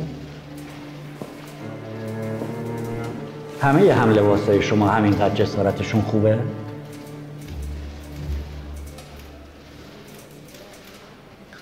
خواهرزاده من الان گم شده. خبری ازش ندارم. کجا باید برم که یه نفر حرفامو بفهمه و بهم کمک کنه؟ پس میخواین گم شدن یه دختر رو گزارش کنیم. چه گزارشی بدم وقتی خودم میدونم اون دختر کجاست؟ با چشم خودتون دیدینش؟ اگه با چشم خودتون خواهرزادتون تو اون خونه به قول شما بدنام ببینی، بعدم خودش با زبون خودش بگه که به زور آوردنش اونجا، اون وقت شاید بشه از اون پیرمرد شکایت کرد. وگرنه چیزایی که شما میگین همشون میتونن توهمات مردی باشن که رگ غیرتش زده بیرون. معلومه که اون دختر نمیاد شکایت کنه، معلومه به خاطر مادرش حاضر هر کاری بکنه. جای شما بودم دختری که اینجور واسه خاطر مادرش به آب و آتیش میزنه رو تشویق میکردم. من برای اینکه نذارم دست کسی به اون دختر بخوره اینقدر وقت ندارم که بیافتم تو راهروهای این اداره برای شکایت کردن. آقای ساعدی باید برای اون دختر یه کاری بکنم. دستی که واسه کمک دراز نشده رو چجوری میشه گرفت آقای مسیح؟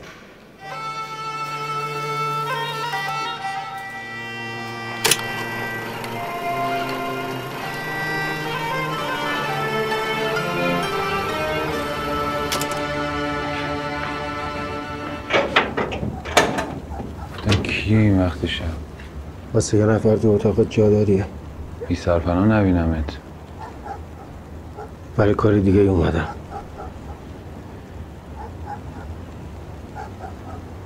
این سالن اقلا واسه 200-300 نفر جا داره، ولی شام شبش قد یه نفر بود که تموم شد.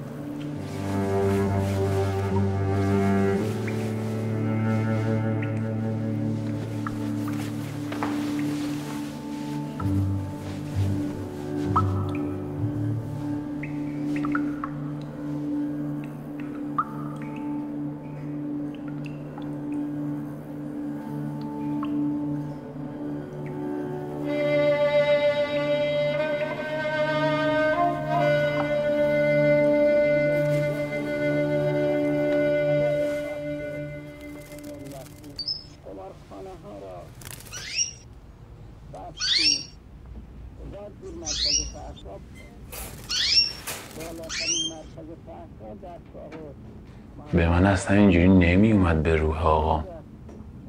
انگار واسه تو دوختنش فقط یه 2-3 متری باید پاچه شلوارشو تا بزنی. آدم نونوار میشه غم و غصه‌اشو یادش بره. چیه این همه غصه ریختی تو صورتت؟ تنها شدم جمال. وقتی یه جایی رو داری که بری زیر برف نمونی یعنی تنها نیستی.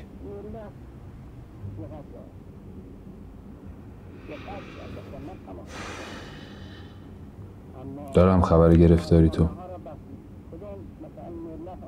دیدم جای دیگه پنهونش کردی. بچه محلهای قدیمی که بالاخره میفهمن ثریایی که اسمش همه جا پیچیده، همونه که دستتو میگرفت میبرد باشگاه. بعدم پشت در باشگاه با قرآن میشست، دعا میکرد که دست دادش هم نشکنه و پاش در نره، چشش زخم بر نداره.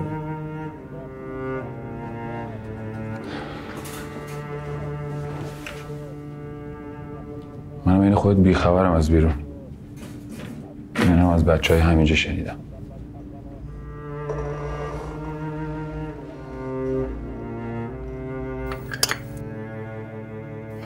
بچه ها دیگه چی میگن؟ الان چی میگن که مهم نیست. وقتی دست خواهرتو گرفتی از اونجا کشیدی بیرون، اون وقتی که باید بشینی ببینی چجوری قصت افتاده سر زبونه. وسط بازی تموم نشده که کسی رو سکو نمیره.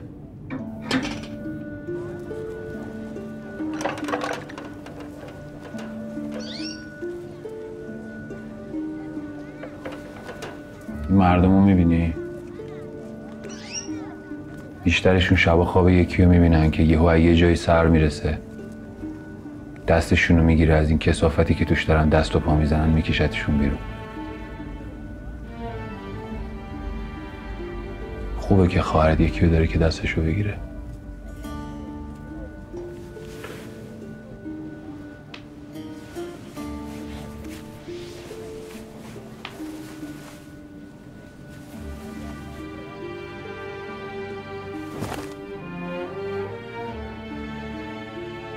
مطمئن نیستم که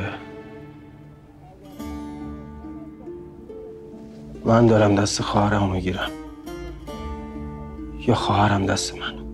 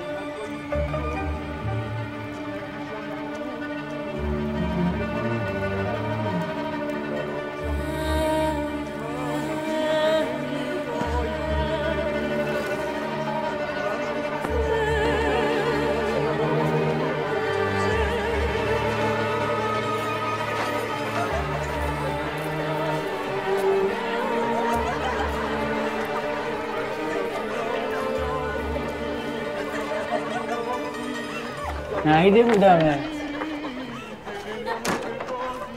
سلام. علیک. اولین بارم میام. خفه. همه اولین بار. جای ارزون میرن. اشکالی داره اینجا؟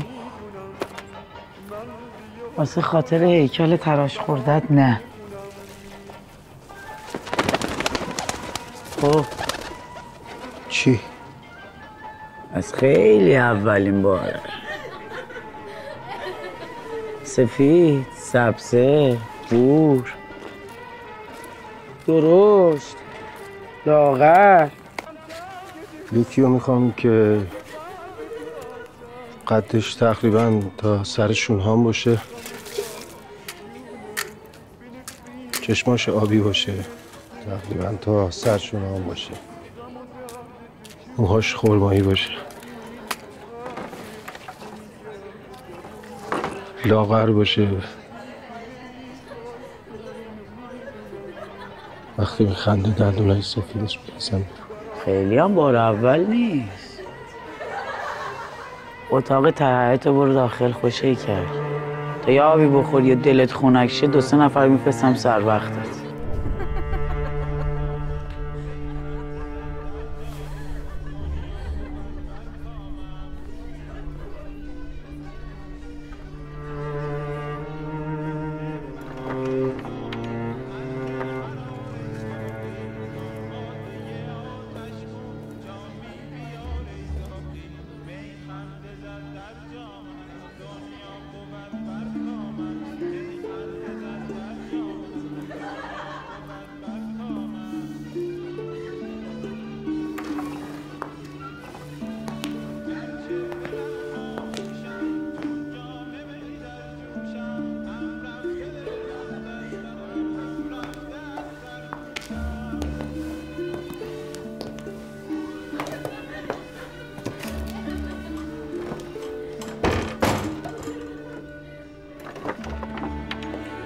دنبال کی میگردی پیدا نمی‌کنی دایی؟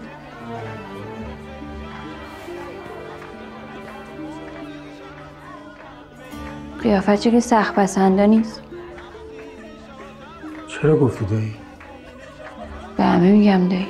ناراحت شدی؟ اون در رو ببر.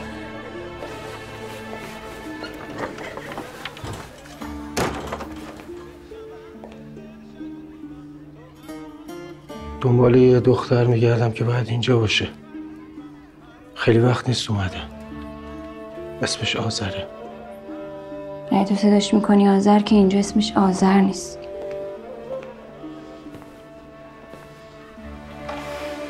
یه دختری که قدش کوتاه، چشاش آبیه. این که منم. دردت چیه؟ اون الان منتظر منه که بیام کمکش. همه دخترها اینجا منتظر یکن که بیاد.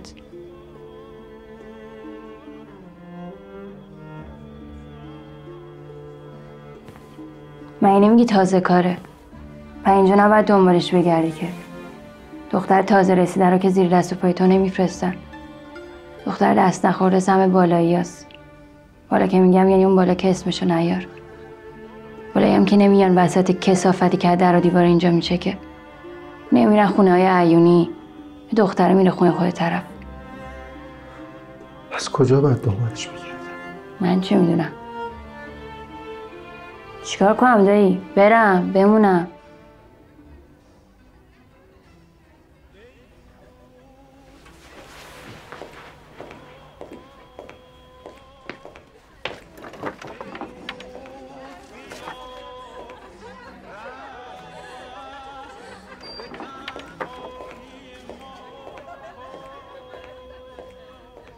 ما كان لله أن يتخذ من ولد سبحانه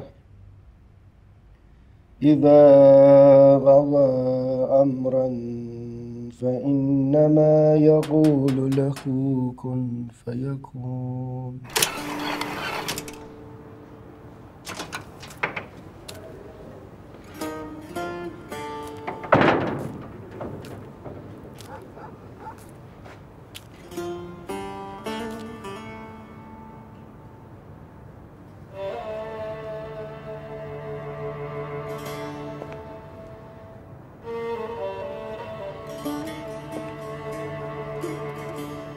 سلام.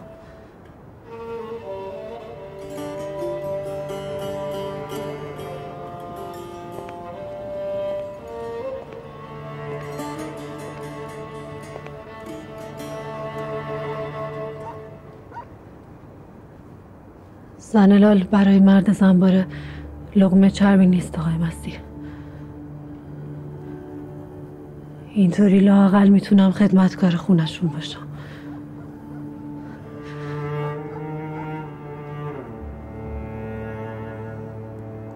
دارید میلرزید. خیلی گشتم تا اینجا رو پیدا کنم.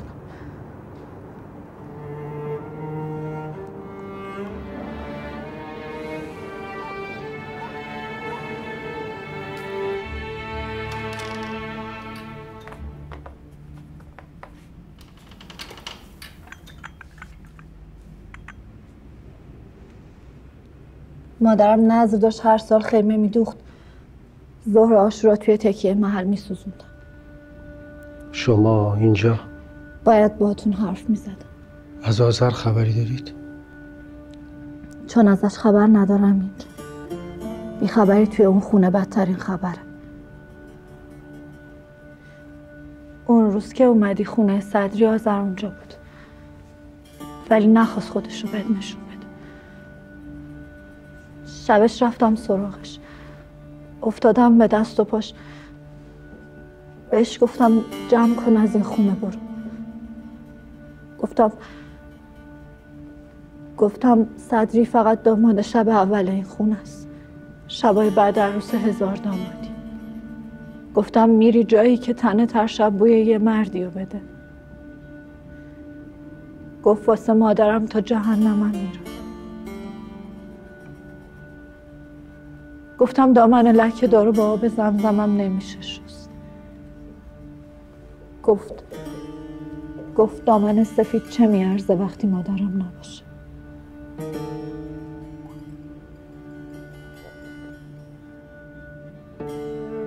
پس اشتباه نفهمیده بودم. ته خونه صدری به کجا میرسه؟ اگه اشتباه فهمیده بودی شبونه تا اینجا نمی اومدم که با حرف بزنم. اون راهی که تا الان رفتی بی راه نبوده. لباسی که صدری واسه آذر دوخته لباس عروسی نیست. رخت سیاه عزاست. پس الان باید بدونی که آذر کجاست. جاشو مطمئن نیستم. ولی اینو مطمئنم که خیلی وقت نداری واسه اینکه پیداش کنی. از کجا معلومه همین الانم دیر نشده باشه. صدری همین 1-2 روزه یه مهمونه کله گنده داره.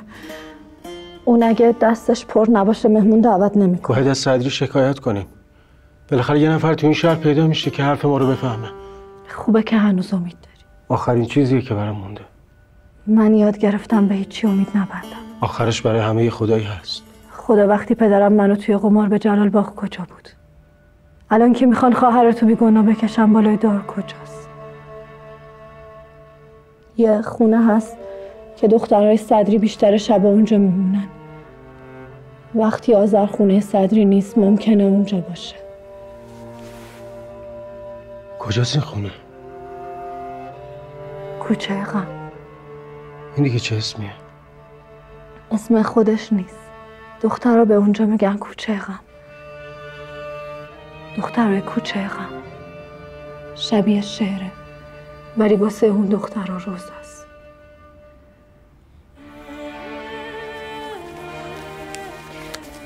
فردا شب همین حول و حوش بیا به این آدرس. تو رو توی اون خونه را نمیدن. بعد با من باشی میرسونم خودمو.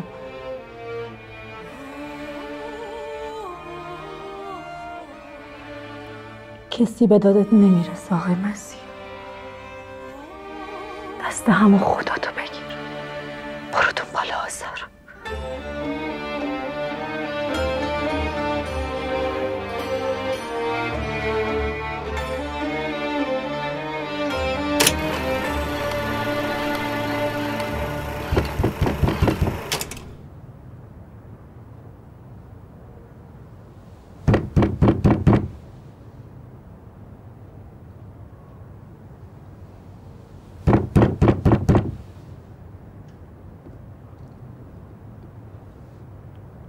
سمیه خانم میشنوین صدامو؟ من که صدای نفساتون رو میشنوم. فقط خواستم خداحافظی کنم. چه فرقی داره چشم توی چشم؟ یا یکی این وره در یکی اون ور. مهم اینه که آدم بی خداحافظی نره. اینی هم که میگم خداحافظی نه واسه همیشه. گفتم فقط شاید چند وقت. گفتم شاید چند وقت نباشه. خواستم دلنگران نشه.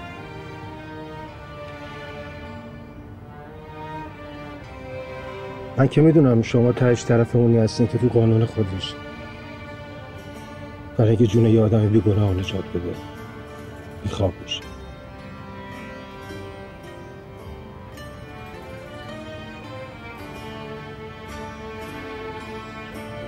خداحافظ.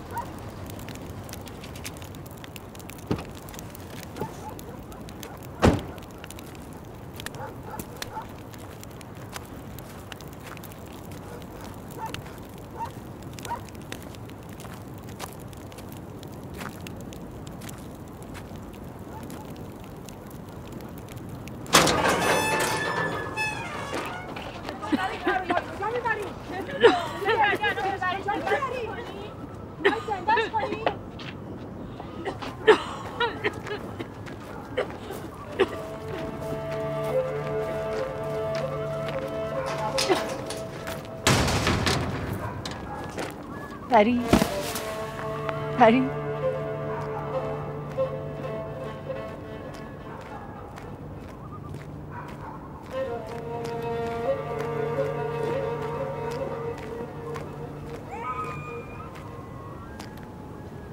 چشماتو باز کن.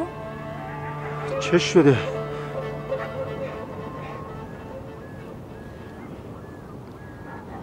مریضه. جای مریض که اینجا نیست. ولش کردم به امون خدا که بمیره. میگن زیاد نمیمونه. پری چشماتو باز کن. نگاه کن منو. پری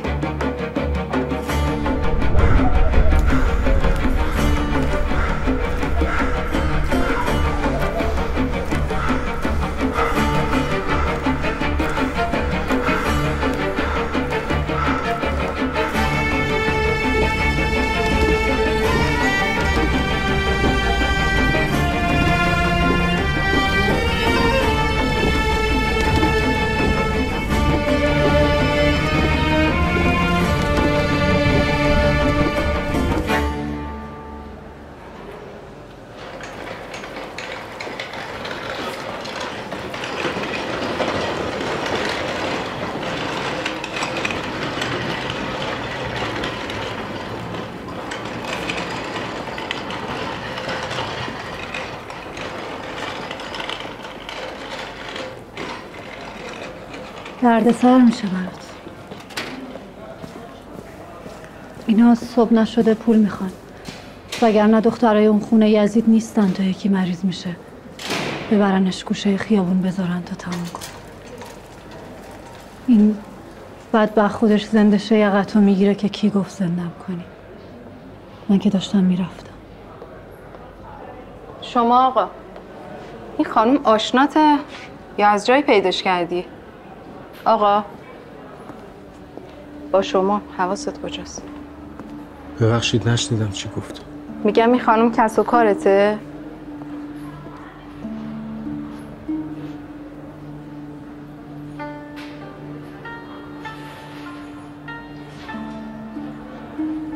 خواهرزادمه. بیاین اینجا مشخصات خواهرزادتون بنویسید.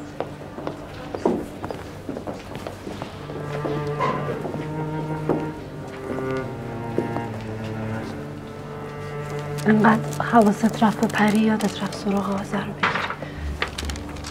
اسمشون چی بود؟ پری. پری میگفت آذر توی همین خونه بوده. میشناختش. مشخصاتی که میداد آذر بود. گفت همون دختر است که وقتی میخنده دندونای سفیدش میزنه بیرون. گفتم آره. گفت امشب باهاش حرف زدم. بهش گفتم دختر کسی که دندوناش عین برف سفیده اینجا چی کار میکنه؟ این خونه آدمای سفید نیست. اینجا همه دندونشون سیاست. لباسشون سیاست. بختشون سیاست.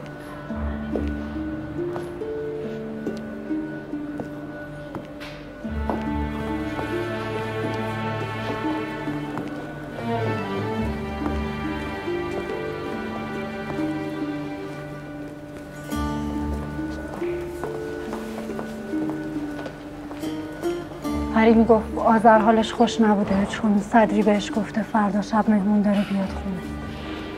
من اشتباه نفهمیده بودم. اون شبم بهت گفتم صدری مهمون کله گنده داره. مهمونش رئیس شهربانیه. میاد این دخترها رو میبره واسه شاپور.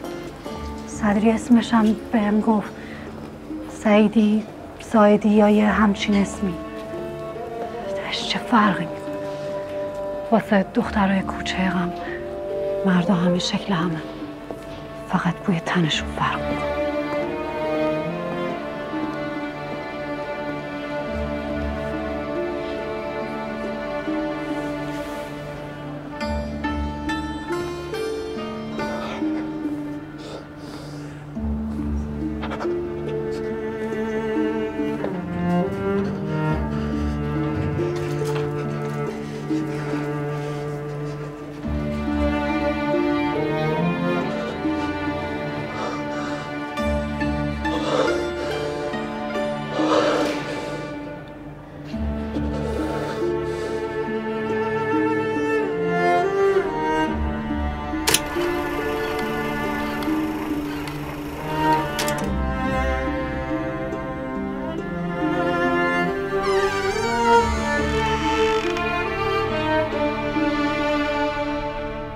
این صبح تیره باز دمیده از کجا کزو کار جهان و خلق جهان جمله در هست گویا طلوع می کند از مغرب آفتاب گویا طلوع می کند از مغرب آفتاب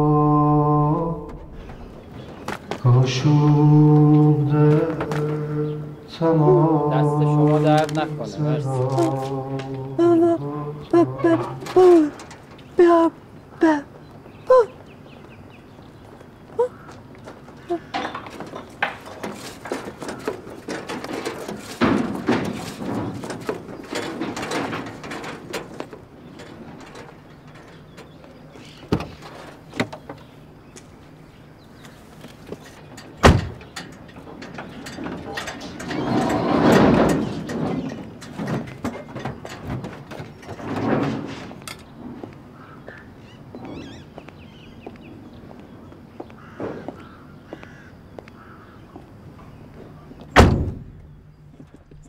صدری اگه بفهمه بیرون خونه هم دیگر دیدیم زندم. چرا داری کمکم میکنی؟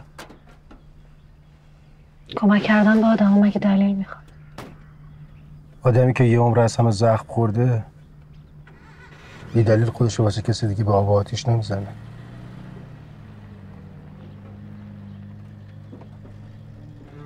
فکر کن دلیلش اینه که میدونم خواهرت بیگناهه.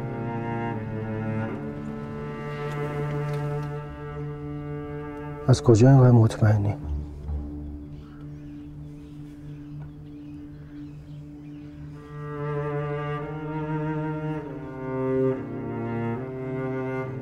چون قاتل جلالو میشناسم.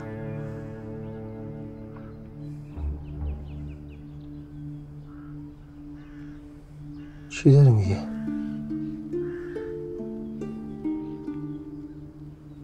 اگه میدونی، اگه دیدی این مدت تو چه جهنمی بودم چرا حرف نزدی؟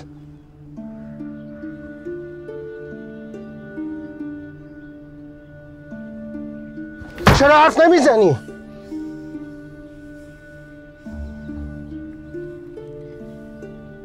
قاتل جلالی یه دختری بود که 7-8 سال پیش پدرشون رو توی قمار باخت به جلال.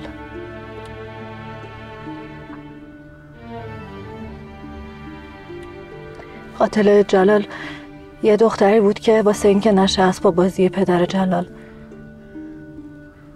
خیلی وقت زبون آدمیزاد رو یادش رفته، چون دیگه به زبون آدمیزاد حرف نمیزنه. قاتل جلال یه دختری بود که خودش رو زد به کر و لال بودن تا از اون خونه سیاه توی اون محله جهنمی بندازنش بیرون، بگن این زبون بسته 2 تا هم میذاره رو دردای آدم جای اینکه دردای تنتو خالی کنه. قاتل جلال یه دختری بود که واسه اینکه جلال توی مستی بهش دست دراز نکنه بی هوا دستش رفت سمت یه فنجون عتیقه شکسته، آوردش بالا، اونا کشیدش روی رگ گردن جلال. خون که فواره زد، دختر ترسید فرار کرد، ولی نمیدونست پشت سرش قرار خون جلالو بندازن گردن یه زنی که برادرش قراره بشه اونی که دخترای کوچه غمو بذاره رو شونه هاش بکشه بیرون از اون خونه. قاتل جلال یه دختری بود که ترسید از این که راستشو بگه، ترسید از این که بمیره بعد اینکه این همه مرده بود واسه زندگی کرد.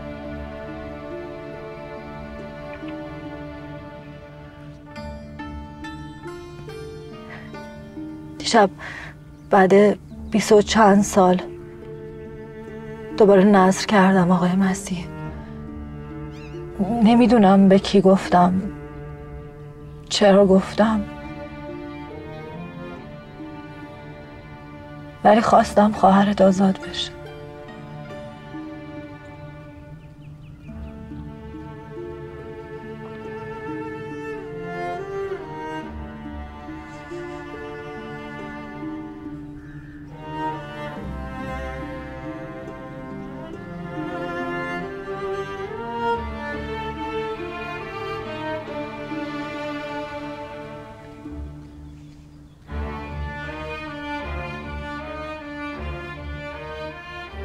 تا کجا حاضری بمونی کمکم کنی؟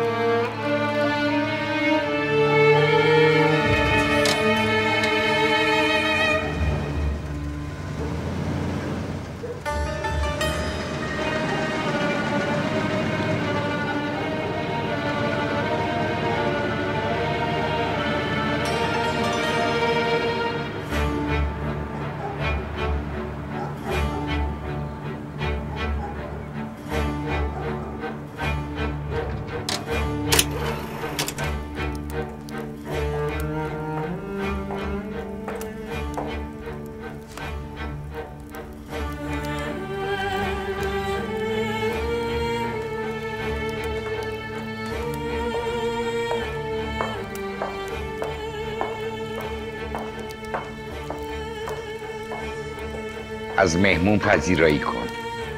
فهمیدی زبون بسته؟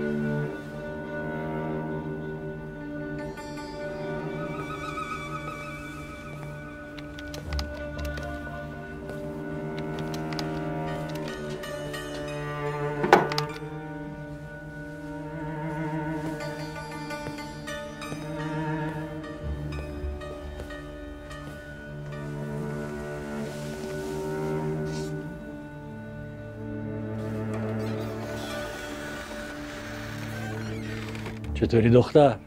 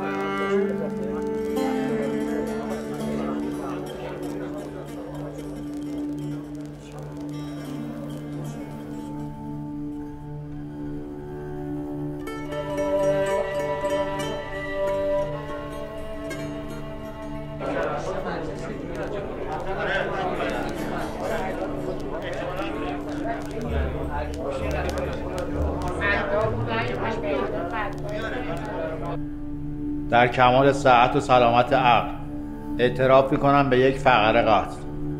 اسم مقتول چی بود؟ جلال صدری. گفتی اسم خودت چیه؟ مسیح موحد. فرزند؟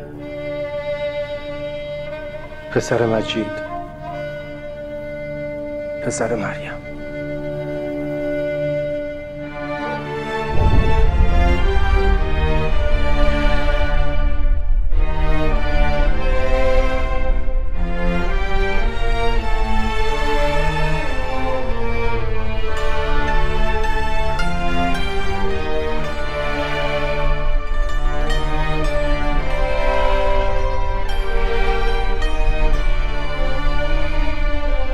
دلاچونی دلاچونی دلاچون،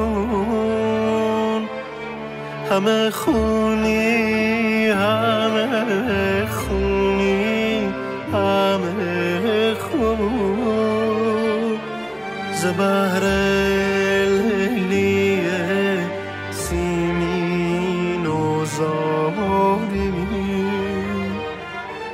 چو مجنونی چو مجنونی چو مجنون، چو مجنونی چو مجنونی چو مجنون، مگر شیر و پلنگی دل دل به ما دایم به جنگی دل دل، اگر دستم رسد خونت برید ببینم تا چه رنگی